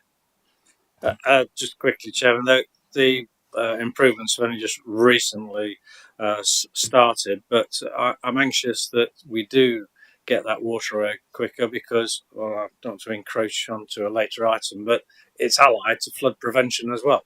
The quicker that we can get that water away, not only helps prevent floods, but helps prevent the very issues that you've highlighted about lifting and deteriorating the tarmac. So absolutely with you on that. The quicker and the better that we can do to improve the gully drainage situation, then the better it will be. Thank you very much. So I've just got a couple of very quick questions that will hopefully have very quick answers to them. So how will the Joint Continuous Improvement Plan building on the Highways Review Panel be delivered and monitored? The moment, as I indicated earlier, the Highways Review Panel still remains in place. It hasn't been cancelled or disbanded, and so that will meet as and when necessary. But also, I think that a year after the review has been in place, we need to have a 12-month look to see what progress is and what progress has been made, and so we can actually measure those improvements, and maybe in 12 months' time have another item at scrutiny, so that again everybody can be involved in assessing the progress of the highways review, because there's no intention, we don't need to keep it secret. We need to ensure that everybody is aware of the work that is being carried out. So the more we can monitor that progress, the better. Thank you very much. One very, very quick one. The peer review that was recently undertaken, can that be sent out to all the members of this committee? Is that possible, or some sort of summary of it? But the full bit of it would be helpful, I think. Yep, that can certainly happen. Brilliant, thank you. Okay, so I think everyone's had a ample chance to ask questions. So I'm going to hand over to Martin. He's been frantically writing down a few recommendations that we can potentially put forward. So, Martin, do you want to? No problem. Hopefully we've got these distilled. So the first one is, of course, that the report be noted. The second recommendation is that a progress report on the delivery of the Highways Joint Continuous Improvement Plan be brought to the January 2024 meeting of the Place Select Committee. Thirdly, the briefing note on the outcomes of the recent peer review be circulated to members of the Place Select Committee. Fourthly, the members of the Place Select Committee receive a briefing note on Highways activity at a frequency and format to be agreed by the Chair, Cabinet Member and officers. And finally, that the Place Select Committee carries out pre-decision scrutiny on the issue of 20-mile-per-hour speed limits pilots at an appropriate time.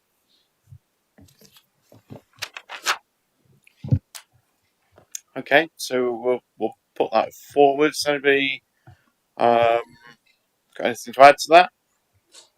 Councillor Ogle. There's a considerable number of 20-mile-an-hour speed limits throughout the county, so you can look at the information on that now. If you chase it up, you can see how many there is.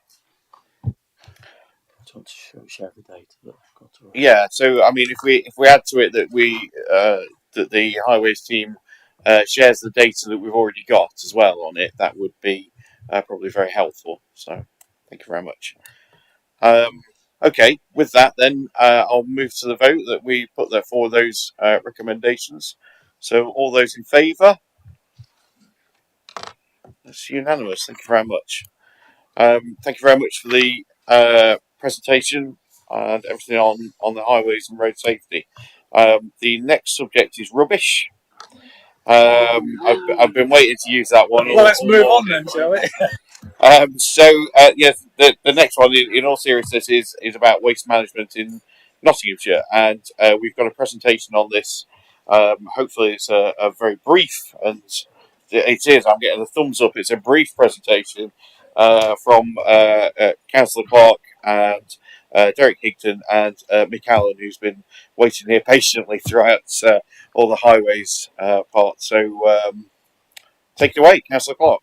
Yeah, very quickly, Mr. Chairman. Essentially, I should be handing over to Mick Allen in a few seconds, but just to highlight the fact that we are in the process of a review of the recycling centres, and I'm also keen to ensure that we maintain and improve our communications with districts in terms of the joint waste board, etc.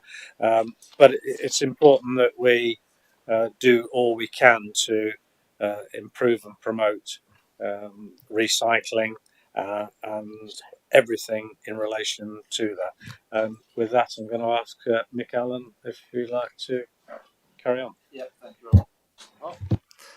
Press this button. Yep, thank you. As you'll have seen, there's a very lengthy report, and what is a relatively short presentation, so I will whip through some of this, just obviously mindful of time and the fact that people will no doubt have questions. So just quickly, a bit of introduction around who does what in waste. Hopefully most of you are aware that the Borough and District Councils, the waste collection authorities under them, are on Protection Act 1990. They collect the waste at the curbsides and deal with fly tipping. Ourselves as Waste Disposal Authority, again under them, are on Protection Act. Our responsibility is for receiving that waste, treating it, reprocessing it, recycling it and disposing of it, again, in a sensible way. We're also responsible for providing recycling centres under the EPA, and we have a long-term PFI contract, Private Finance Initiative contract with Veolia, who deal with most of our waste through most of the outlets, other than the stuff that goes through the Eastcroft incinerator, which is down the road, which is a joint contract with ourselves and the City Council and a company called FCC. Medical waste, which is obviously the specialist stuff that's collected at the curbside by the districts and goes through a specialist contract for disposal, and glass, which is outside of our current contractual arrangements. As you'll be aware, we've got 12 recycling centres across the county. 4 of those got community repaint schemes where you can take paint into the sites, it gets sorted, separated and sent back out to community groups and the public to avoid disposal costs, and obviously also provide an environmentally friendly way of redistributing paint. We've got 5 waste transfer stations, again spread across the county as delivery points for the district councils, which minimises their transfer times, travel times, mileage, etc., and has saved them a considerable amount of money over the last 15 years or so. We have the materials recovery facility at Mansfield, and again, a number of you will have been up there over the last few weeks, few months, and to be honest, we'll have seen much of this presentation as well, I'm afraid, but yeah, there's only so much you can say. Veolia provides subcontract green waste composting at the site at Ogston, an on-farm composter, which is through a subcontract with a Veolia subsidiary. So it's not a contract facility for us, but it is one that operates very much as that way. We also have energy recovery, so the equivalent to Eastcroft, we've used sites up in Sheffield and up near Castleford, which is the old Ferrybridge Power Station site. It's now got 2 energy recovery facilities for waste on there as well. And I say we use Eastcroft for around 60,000 tonnes of residual waste from 3 boroughs in and around the city. Just a few pictures. That's a recycling centre. I think the gentleman on the right is eyeing up the chairman's chain. He may be a scrap metal dealer. I'm not sure. It is. It's about 2011. But it has got the sun shining on it, which was nice. But that's Newark Recycling Centre. That's the most recent site we've opened in the county. These transfer stations, 3 of those pictures are Newark, which again is relatively new, shared with that site where the transfer station one side of the road and the recycling centre on the other side. Delivery point for Newark and Sherwood and some of other waste during shutdowns. The site bottom right is Kirkby and Ashfield. The Welshcroft Close waste transfer stations and treatment facility. There we go. This is the MRF at Mansfield, and again, a number of you will have seen that in operation over the last few weeks, so I'm not going into any detail there. But there is a video of that doing its stuff available online, and we can share that for those that haven't had a chance to see that before. That takes all of the dry recycling from the county, so everybody who collects dry recycling. All the districts either delivered direct to Mansfield, or the waste gets transferred through that network of 5 waste transfer stations up to that site. It also takes a certain amount of third-party waste through that, through a arrangement with Veolia elsewhere in basically the East Midlands. These are the energy recovery facilities that we use. Top left is Eastcroft, and another flattering angle of an old plant, unfortunately. Top right is the Veolia site in Sheffield, which is right near the central station there, if anybody knows it. That's a relatively new site, 20 years or so. It was rebuilt completely. The top 2 are both combined heat and power type solutions. So in effect, they used steam from the sites to heat local properties, estates, obviously Victoria Centre in Nottingham, etc., but also generate electricity through that steam. which is fed to National Grid. And the bottom site is the Ferrybridge, what used to be called Multifuel 2, which is now called Infinitum, which again is a combined, it's actually purely power generation. It is on site of the former coal-fired power station there, but does take various waste, including biomass, etc., and drives that into the grid as green electricity. So at a county level, at the Waste Disposal Authority, we deal with about 430,000 tonnes of waste every year. That's from the 372,000 households. So again, population is growing, houses growing, waste is growing. We'll see what the economy does over the next few months and years as to whether that figure continues to rise or settles off as it has done in the past.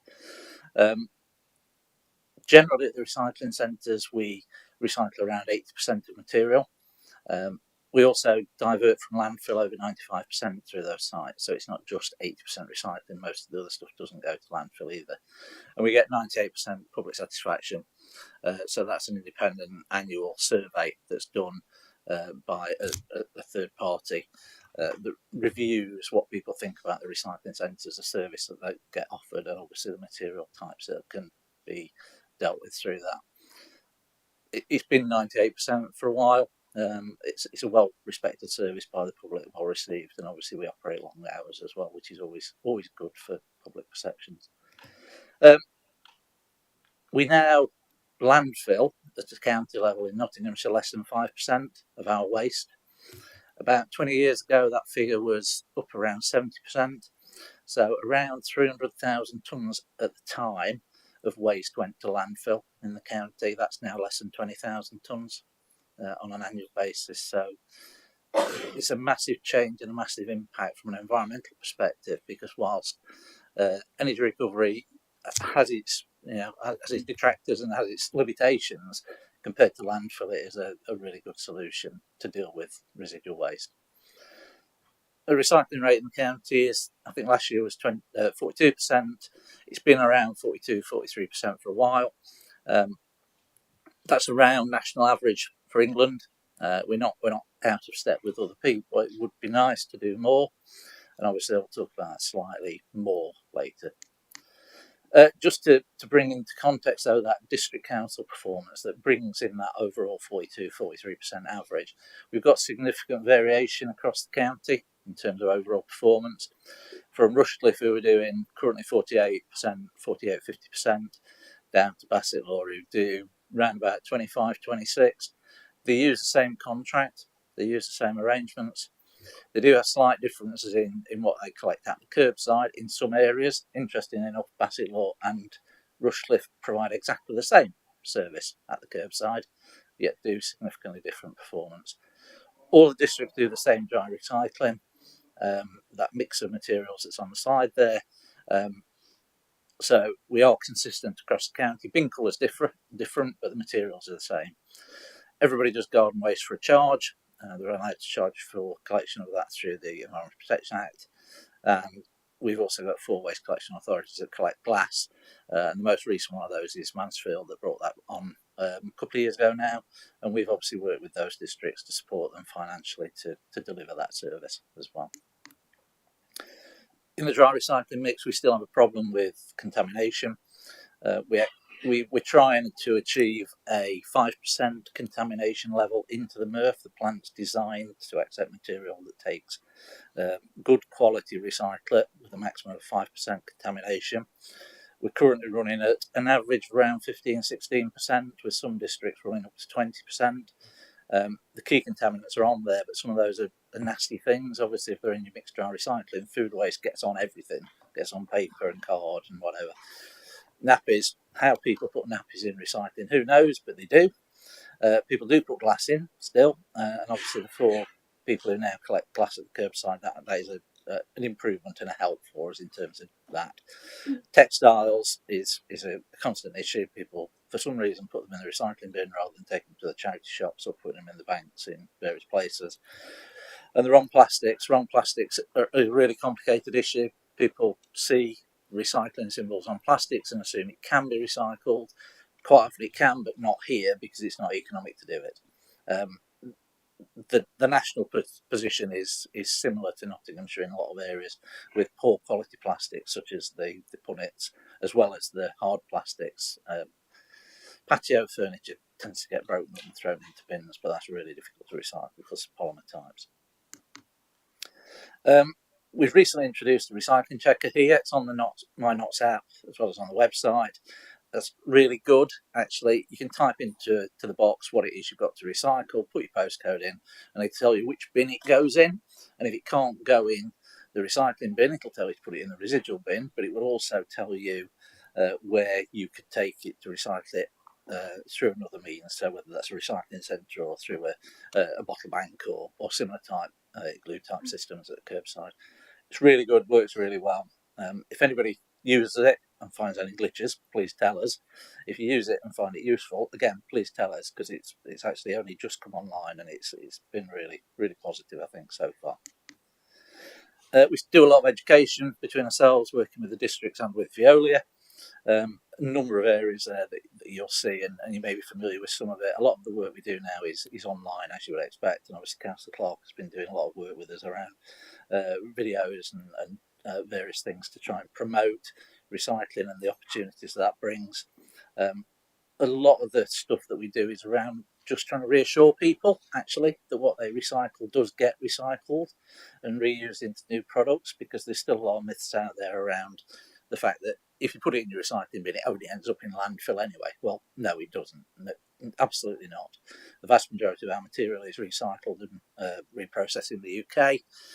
Certainly in Northern Europe, and I think the only materials that go further afield are paper and card at the moment. That's just the nature of the business at the moment. The market for new cardboard is in the Far East, and that's where it has to go.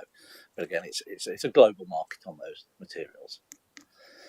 So you'll be aware of some national proposals, I hope, around waste and recycling, fundamental changes that are coming forward. But frighteningly, when we were putting this together, we realised that it's actually 4 years since the government published their resources and waste strategy for England.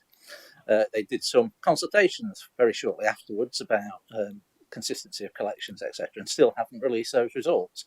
We're told 14th of January, but we will wait and see, because that's only this weekend, next weekend, so that's pretty close.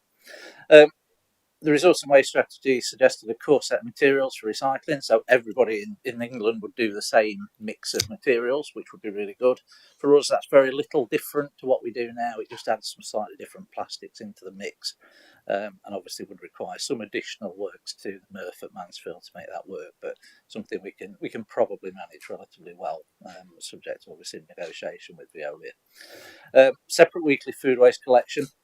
Everybody is due to have a curbside food waste collection by, at the moment, 2025, and we've been working with the districts around how that could be collected in the best way economically, and DEFRA have recently put out a questionnaire for us to fill in to say whether we see any impediments to meeting those timescales. Interestingly enough, DEFRA keep telling us that the timescale is fixed at 2025, but they might change it to 2026 anyway. So at the moment, we're in a little bit of a difficult position because the rules change by the day. Part of that was also free garden waste collections at the curbside. At the moment, all the districts charge and raise revenue through that.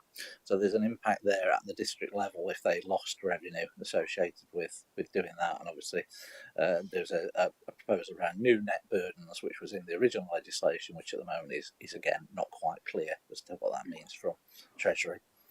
A couple of others, deposit return scheme and extended producer responsibility, are very much around making industry responsible for what it produces and financially liable for costs that we and others might incur in dealing with it. And the intention was that those mechanisms would change behaviours over time from manufacturers and retailers, but also would generate immediate short-term financial rewards for us that would be used to support additional services at the curbside. Again, those two proposals haven't yet made it through into practical deliverables on the ground. So, as you would expect, therefore the money hasn't made it through to practical deliverables in terms of cash for us. And just lastly on this one, again, mindful of time, as Councillor Clark will know, we've got a recycling centre strategic review on the go. That's been happening over the last 6 months or so. We've now got what I think is a final report through. We expect to take a report through to Councillor Clark in the next few weeks around some of the recommendations out of that. We asked the consultants, it was done externally by ACOM, we asked them to look at the provision of the sites, whether the sites were still in the right places given population growth changes over time, opportunities for improvement on the network, how it links with those Resource and Waste Strategy and the Environment Act requirements, and obviously whether we could improve the way the sites operate within the contractual provisions that we've got. Because actually the sites are well received by the public. When you look at the numbers, they are all under capacity, but we still get queues, etc. And some of the sites are quite small, difficult to access, difficult to operate, because they're historic. Some of them have been there 50, 60 years, and that's not ideal. Newark is a different one. Newark works very well because it's a new design and a new layout. So that's a very quick run through waste and recycling. So the report is much lengthier, so I'm hopeful that you've all had a chance to read the report, and obviously more than happy to take questions from members. Thank you.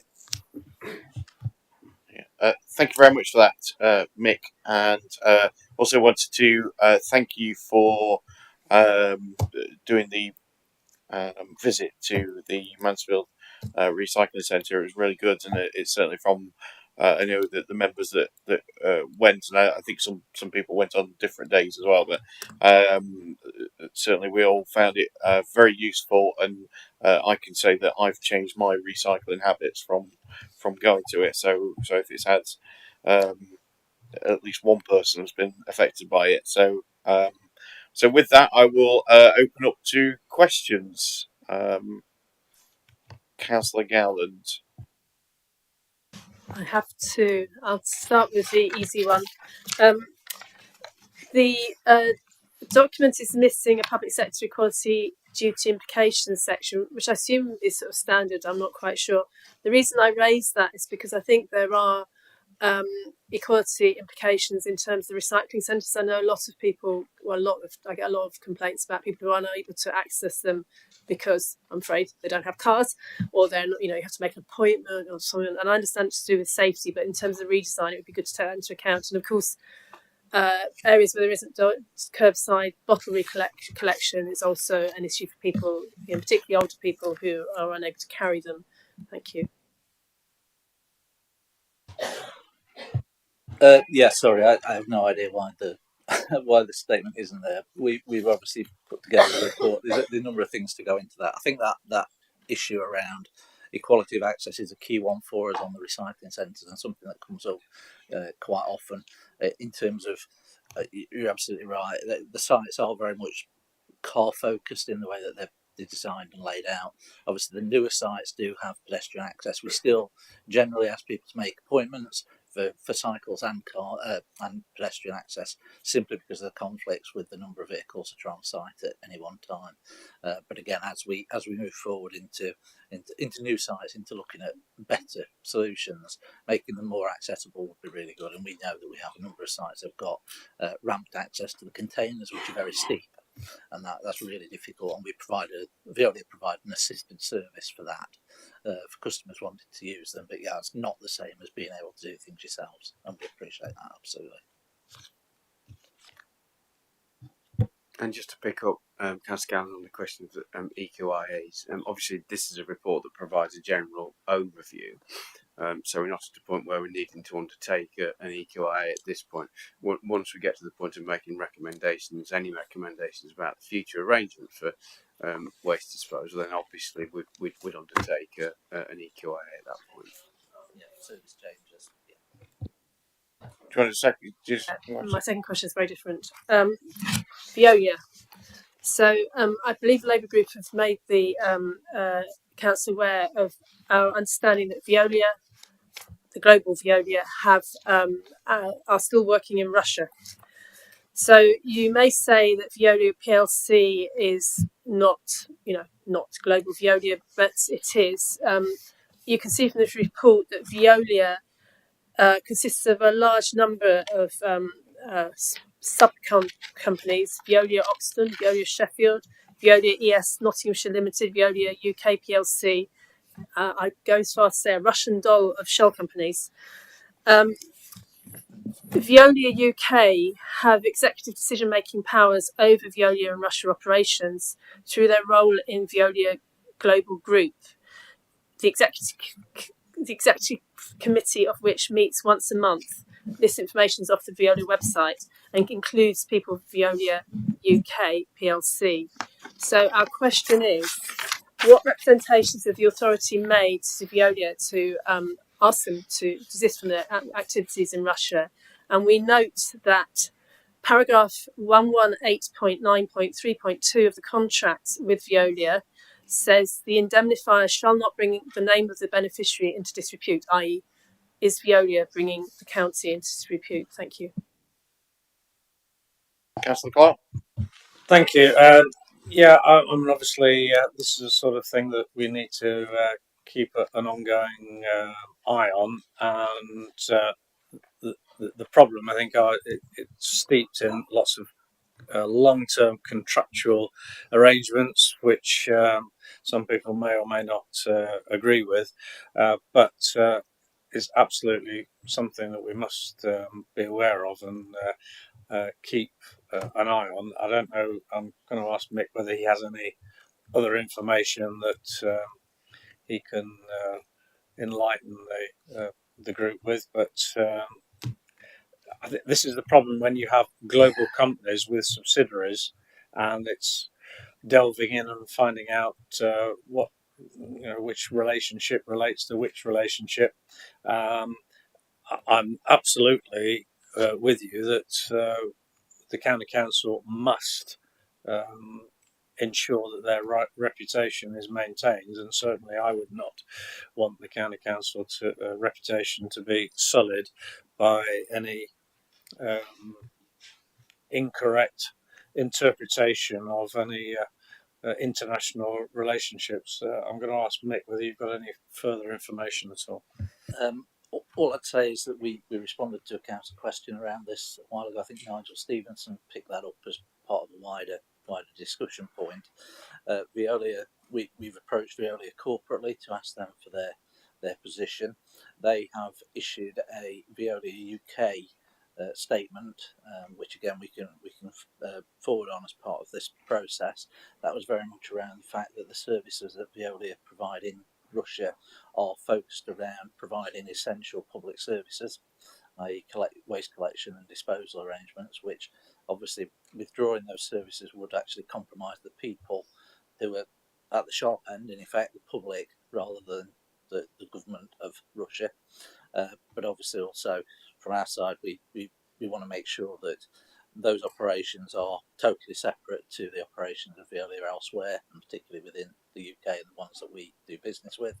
And we've been reassured by that statement that the Russian operations are totally separate to the ones that are operated in the UK. But all we can do is reference back to the statement that Veolia have made.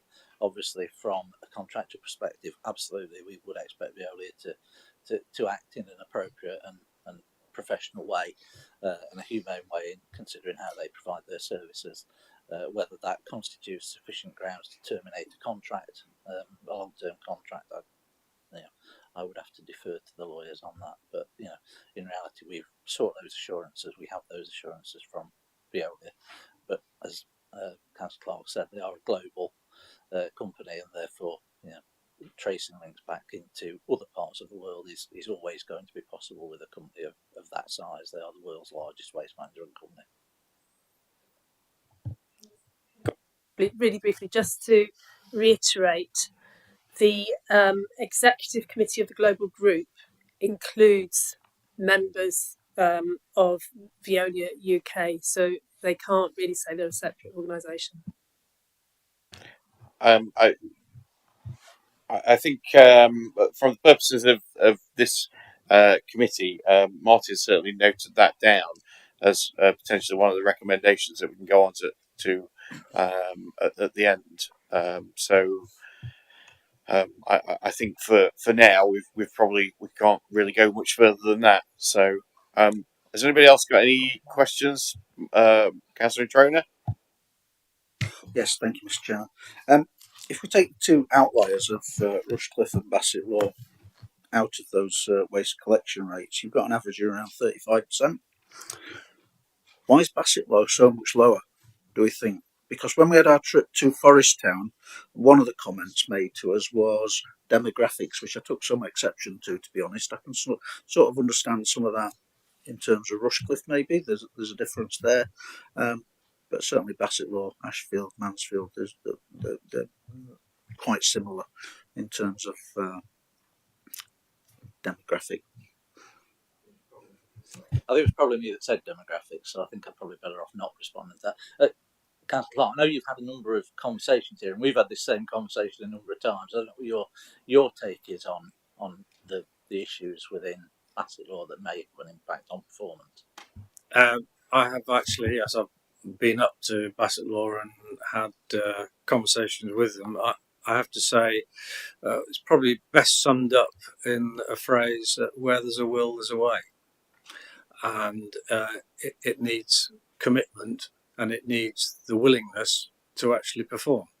And I think in terms of, you've highlighted Rushcliffe and Bassett Law, I haven't highlighted Rushcliffe, but they are committed, Rushcliffe are committed to increasing the recycling rate as much as possible. And in my very introductory comments, that's one thing I hope that we can do. If we can work together with the district councils and find ways of increasing the recycling rates, and let's get to the bottom of the issues that are preventing those increasing recycling rates. Because, to be honest, Rushcliffe's quoted at 48%. It should be more than that. The average should be more than that. We should be way in the county. The average should be way over 50%, because I'm quite sure that the public, in general, they want us to recycle. The public wants to recycle. As far as I'm aware, I would say everybody wants to recycle, and we need to ensure that we can do all we can to increase those recycling rates and find other ways. And I think perhaps one of the ways, it's a small way, Mick mentioned in his presentation different materials. Take fruit punnets as an example. You've got the different colour fruit punnets. Each different colour punnet has a different chemical formula. How bonkers is that? And I think perhaps we ought to get back to lobbying the government to say, at the producer end, just produce one type of fruit punnet, and if manufacturers want to produce other types, then there may be a tax penalty for producing those, because we should be producing punnets and other materials that are genuinely recyclable. A lot of people claim that things can be recycled, but actually they can probably be only recycled in one particular little remote place, and they're not generally recyclable. So I think this is where the manufacturers need to be, they need to have more pressure on them, as well as it's not just down to the consumer for recycling. So packaging in its general and its wider sense, whether it's cardboard or whether it's fruit punnets or whatever. Councillor Hollis. Thank you. Yeah, just have two comments really to make from discussions that's followed from the Independent Alliance discussions on this. I'll start. One's on the food waste, which is 36 to 38, and one that's recycling centre. So I'll just start with paragraphs 36 and 38 of the report. This obviously will have a big impact on councils having to provide food caddies, and obviously a substantial operating cost for boroughs and districts before the implementation in 2025. As Nottinghamshire County Council is the lead authority that will be overseeing this, what financial assistance should be expected by councils with implementing this? I suppose the starting point on the response would be to say that the county council isn't the lead authority on implementing that, because actually the legislation the Environment Act is actually going to drive the WCA level. It's not at a county level.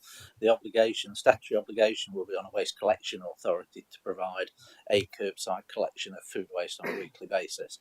The county council, through its contract with Veolia, will make the necessary arrangements to treat that waste and process it. But the actual statutory obligation will be on the waste collection authorities. Interesting enough, there is money being allocated nationally within HM Treasury's medium-term financial plan, in effect, for capital costs to support the waste collection authorities in the next couple of years. Actually, £300 million nationally, which, to be honest, is quite thinly spread across the whole country. But what there isn't at the moment is revenue costs associated with providing those services. We've actually recently been approached by DEFRA only the last couple of weeks before Christmas, and we've met with the district colleagues last week, as well as DEFRA and other national colleagues, to talk about the implementation programme in support of some work that's been commissioned and led by Bassett Law around food waste collections. And I think there's certainly at the moment a challenge around implementing services by 2025, simply because of the financial impacts and the fact that there is no guaranteed funding coming through from central government. What has been identified at the moment is the need to meet these new net burdens, and there's been a promise from central government that will come forward for waste collection authorities. Nothing for waste disposal authorities, but money for waste collection authorities. But at the moment, there's no actual number attached to that. There's just a promise. So that's a piece of work that's, in effect, we're working very closely with the districts on. And we have been, particularly over the last 2 or 3 weeks, which is in the usual way of central government. Week before Christmas, can you give us an answer by the 13th of January or whatever? But, if it's all right to come back a bit, that response is appreciated. And I think certainly one of the recommendations I'll be recommending to Martin fits as part of that. But it does seem to me that food waste is a concern, because everything else the government's trying to implement, obviously garden waste free as an example, the county council already has the contractual stuff with Veolia anyway, so it's just a case of maybe adding on extra capacity rather than starting a new service. It concerns me that we don't have a contractual obligation with Veolia already for food waste, so how's that going to affect the county council? I presume a lot of this you've already got some meat on the bone too, but I only know from a conversation that Ashfield District Council initiated with Veolia with regards to the possibility of food waste. They didn't want to do it, and they had no mechanisms in Nottinghamshire, so we know they have no mechanism, so what would they be doing with the food waste? But that's a question probably just for leaving the air for now. But just moving to the second question, with regards to recycling centres, it certainly won't surprise you, Mick or Derek, to know that I have concerns with regards to how our recycling centres operate. Mainly because Veolia, as Councillor Clark will be aware, signed up to a long contract to take on most of our, if not all of our waste services. Yet clearly they don't want to have anything to do with our recycling centres, because virtually all of them, I believe all of them, are subcontracted out, which in fact the Kirkby and Ashfield one is then subcontracted out again by the subcontractor to somebody else who clearly, in the spirit of Councillor Gowland's comments, has issues with demographics and certain demographics within the population of Nottinghamshire. But the question is, how do we observe our contracts with that? And then also as a sub-question to that, you mentioned, Mick, that we've got new sites being looked at. It sounded to me like you've kind of a long way down that road. I certainly think Councillor Purdue-Horan would want me to raise the issue with regards to access to recycling centres of his residents in Bingham, as an example. Obviously, they were promised a recycling centre near Cotgrave, 2016. It'd be nice to have updates on neat individual issues, which clearly there's pinch points in the county, Bingham being one, Ashfield and Mansfield being another, and hopefully the chairman and myself come from that part of the world. It's no surprise that we've got an interest in capacity issues, which I know are over capacity in our part of the world. But so it'd be interesting to know those particular points, subcontracting and locations. Yeah, Chairman, just bear in mind that the review is ongoing, and these what Councillor Hollis has been raising, they're all part and parcel of that ongoing review. And I just want to emphasise that the outcome of the review is based upon making sure that we actually improve our service to the public. So that is the premise of which we are working. And yeah, I've visited all the sites, the recycling centres with Mick and others, and some of them, there are definitely better ways of operating them, which in my view would be more efficient. So I think rather than get into specifics, because we could be here all day discussing each individual site, I think it's better to wait for the outcome of the review so that we can then put that out so that people are aware of what is being proposed in final recommendations. You want to add anything, Mick?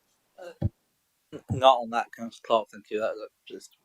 Yeah, we'll come to you first, and then we'll bring things back to this group. Obviously, once we've got more clarity around what we can and can't do around recycling centres. If I can come back just very quickly on food waste, because the situation on food waste is that it is contracted to Veolia. Veolia have exclusivity over that waste. Veolia have currently got a plan to use the waste transfer stations that are across the county, those 5 waste transfer stations, as delivery points, and use some of their current commercial outlets for the processing of that food waste. So we have a solution that would work, but we don't yet have a commercial deal that backs that in. Because from our side, we need to know that is financially viable and on market and all the other things that we need to do. So there is a technical solution for doing it that works, because the districts will just be able to deliver into the transfer stations and Veolia will make the arrangements. But until we know that offers best value for the county council, we obviously don't want to bring that forward as a final solution. We need to be able to make sure that we're getting a good deal, in effect, as you would expect us to do.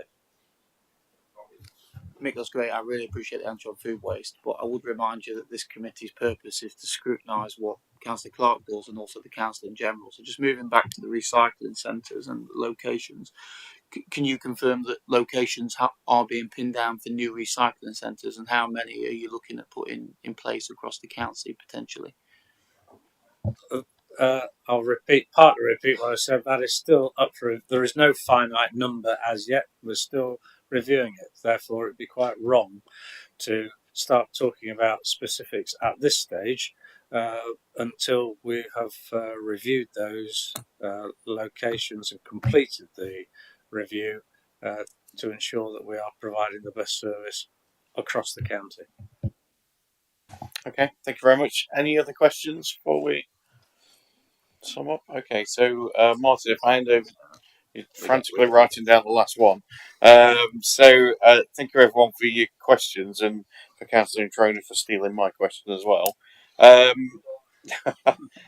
if I hand over to Martin, who's just about to finish writing his last one, and then we'll go with what recommendations are going to come out of this. So just all right, talk about yourselves a second. But thank you once again for all those responses. And I've got a quick question that I'll ask while Martin's doing that. Just as he's finished. On recycling education, what is the county council's doing to educate the schools and residents in general? Because like I already mentioned that sort of me going to that the Mansfield site helped educate me. So what's the council doing to educate other people? I was going to say, Chair, this might be a good opportunity to bring Rachel into it, because Rachel's been really at the forefront of schools and all the different education programmes. Yes, hi. Veolia offer schools to go around the facility itself, so the MRF. There's a target within a KPI for the number of visits for that. They do well over 100 visits. And they offer to pay for the transport for schools to go in. So schools go in, they do an interactive session with the education officer at the site, and then they get to go around the tours and facilities themselves as well. Veolia also do go into community groups and do community talks, and they take part in events run by districts, and Leslie, who's the education officer there, does work very closely with colleagues at districts, and if they ask for support at events to do recycling information, she attends, and we've got interactive games, leaflets, etc.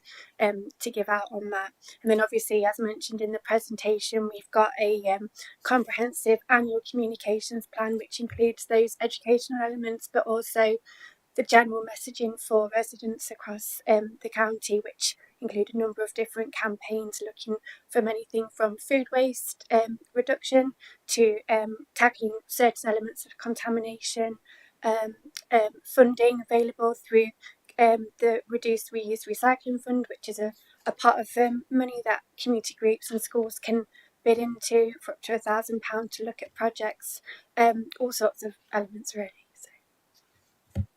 Brilliant. Thank you very much. I'm glad I asked that question then. Right, thank you very much. So over to Martin. Yep, thank you very much. So the first recommendation is that the report be noted.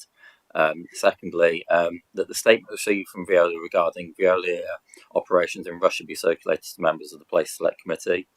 Thirdly, that the Cabinet Member for Transport and Environment, in consultation with officers, gives consideration to how the Council can further work with the districts and boroughs to increase rates of recycling across Nottinghamshire. Fourthly, that a report on the recommendations of the review of the recycling centres to be brought to the Place Select Committee once available. And fifthly, that once the situation regarding the collection of food waste becomes clearer, that the Cabinet Member for Transport and Environment considers how the Council can work with the district and borough councils regarding the provision of caddies for food waste collection. Okay, thank you for that, Martin. Does anybody want anything added or any clarifications on those? No? Okay, so all those in favour of those recommendations? That's unanimous again. Thank you very much. And now we move on to the item number 6, which is the Statutory Flood Risk Management Scrutiny Report. Councillor Clark, the Cabinet Member for Transport and Environment, who's been very busy today, along with Derek Higton and Gary Wood, are to introduce and present the report. Thank you, Chairman. In the interest of time, without further ado, I'm going to bring or introduce and bring Sue Jakes in, who's been waiting incredibly patiently. This is Sue Jakes' work, so without further ado, I'll ask her to carry on. Thank you, Mr. Chairman. I'll be very succinct. I'm very conscious I'm the person that's between you and your lunch, so I'll be quite quick. So this report covers our duties and responsibilities as a lead local flood authority to report on flooding incidents under Section 19 of the Flood and Water Management Act. Is one of our statutory responsibilities. Sadly, Worksop suffered a significant surface water flooding event last August, which saw about 10 centimetres of rain fall over a 4-hour period. That devastatingly internally flooded about 100 properties, and it also included one critical infrastructure asset, which was the local hospital. So the community have been victims of flooding before. A very different event in November 2019 saw them with over 300 homes internally flooded by an event which was caused by river flooding. So flooding is quite complicated. It can come from very many different sources. With Worksop, the surface water sits within the County Council's remit. With the river flooding, it sits within the Environment Agency's remit. So we're working very closely with partners to look at the flooding in Worksop. The duty of a Section 19 report is to investigate that all risk management authorities undertook their specific responsibilities and that they were carried out correctly. And I think you'll see from the report that was done. The Section 19 report is not really a tool that will provide solutions for the flooding, and it carries no powers for us to force others into action. But what it is a catalyst for us to continue those conversations and to work with our partners collaboratively to get some mitigation options for the communities affected. So the Nottinghamshire County Council trigger for a Section 19 report is 5 properties or more internally flooded. That's why we brought this one to you today. As an immediate response to the flooding that was up in Worksop, the County Council, in addition to investigating the flood, doing the comms, via being out on site, doing a significant clear up campaign for those that were affected, we administered a hardship flood grant for those residents and businesses who were left in financial hardship. And for those that I know, some in the room have communities who have been flooded and suffered serious flood events, you will know how difficult it is for people who are out of their homes in really difficult situations with nowhere to go. Shortly after the flooding, we facilitated a drop-in session at Worksop to talk to the community about their experiences and to help inform this report. Currently, we're working with the community and recruited a number of volunteers. I think we had about 10 when I asked in the team this morning, who have volunteered to train as flood wardens, and they will be enabled to operate a flood signage scheme and also activate local mitigation measures if they need to do so. And this is the flood signage scheme is something that the team operate across the county. So I would ask if you have any persons in your cohorts that you think might like to be volunteers and might like to talk to us about training to be flood wardens. We'd really like to hear from them. So we continue to work in collaboration with the Environment Agency, the District, and Fire and Severn Trent, and yourselves as members to look at mitigation measures for Worksop. And our ask is that we're in line with our national guidance and legislation, that you approve the publishing of the Section 19 report that we've given you. Thank you. Thank you very much for that. Has any members got any questions they'd like to ask? Councillor Ogle.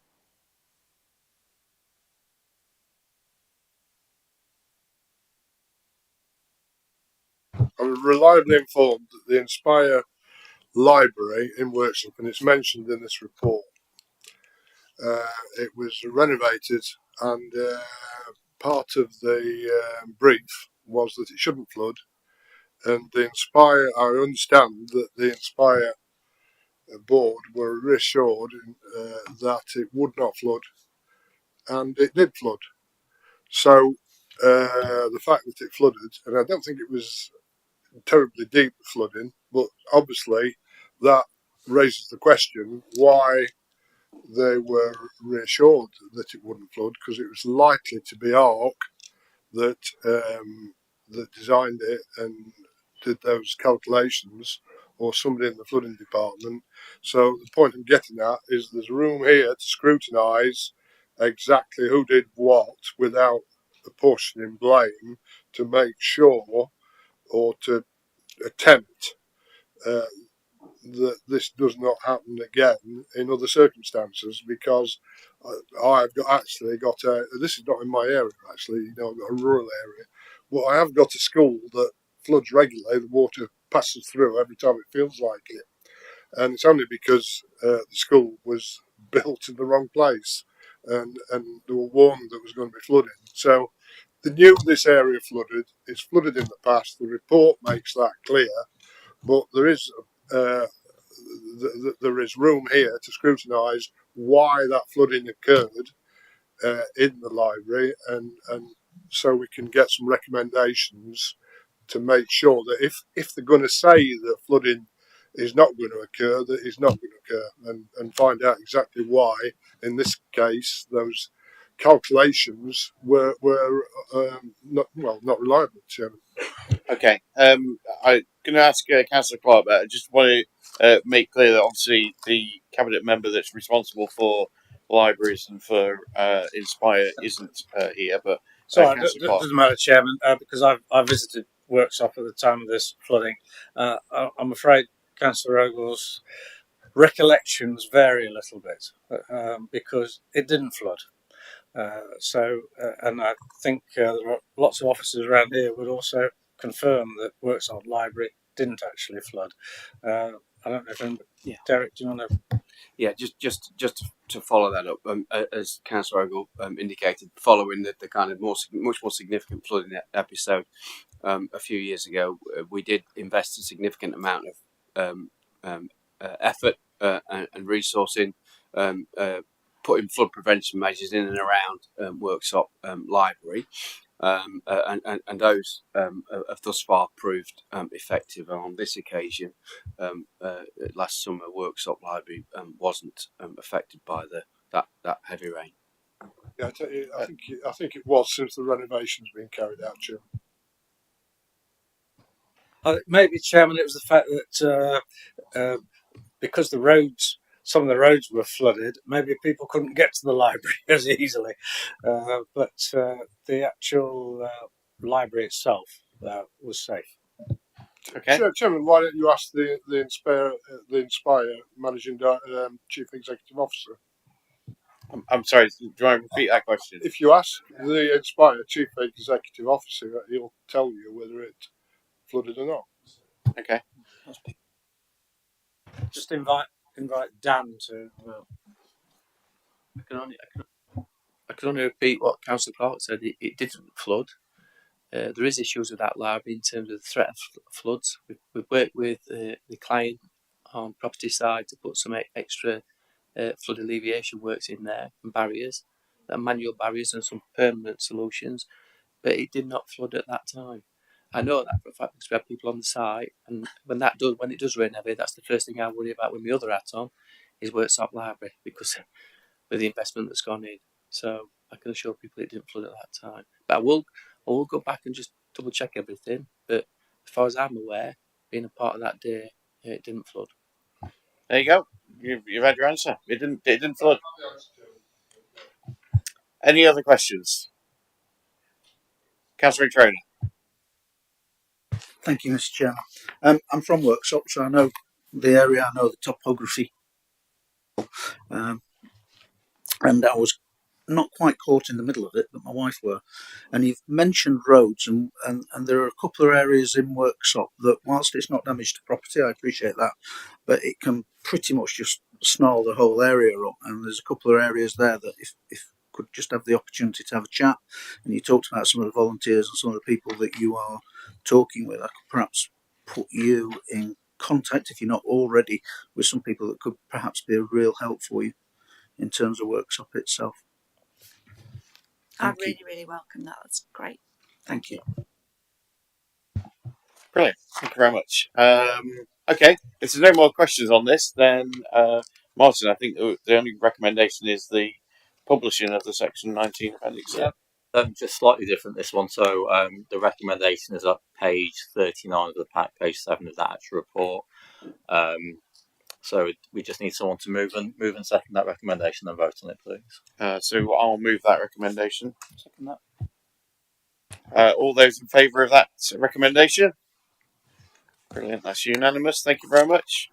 And now we move on to the last item on the agenda, which is the work programme. So I will hand over to Martin to go through that. Fantastic. So I've got the work programme on the agenda just for noting, just to re-emphasise a couple of things that I say every meeting. Keep your eye on the forward plan. If there's anything that comes up on the forward plan, it's published regularly, and obviously you will receive an email that just have a read through it. And if there's anything you want to carry pre-decision scrutiny on, obviously let the chair and myself know. Again, if there's any items that you think of in between meetings, again, let myself and the chair know. We can work with officers to look at how we can manage that. And then quite a few things coming up over the next couple of weeks. So this Friday, 13th of January at 1 p.m, we've got the pre-decision session on the visitor economy strategy. That's 1 p.m. as a Teams meeting, and I've sent an invite to everyone for that one. So it'd be great if as many of you can attend. And then we've got the joint waste local plan pre-decision session. That is Wednesday the 25th of January at 10:30.